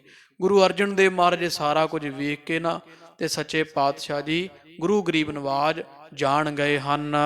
ਚਿੱਤ ਚੌਪ ਧਰੀ ਸਰ ਗੋਪ ਅਹ ਸੱਚੇ ਪਾਤਸ਼ਾਹ ਜੀ ਜਾਣ ਗਏ ਵੀ ਚਿੱਤ ਦੀ ਇੱਛਾ ਰੱਖ ਕੇ ਦੇਵਤੇ ਇੱਥੇ ਸੇਵਾ ਕਰਨ ਆਏ ਆ, ਪਰ ਉਸ ਤਰ੍ਹਾਂ ਗੁਪਤ ਹੋਏ ਹਨ।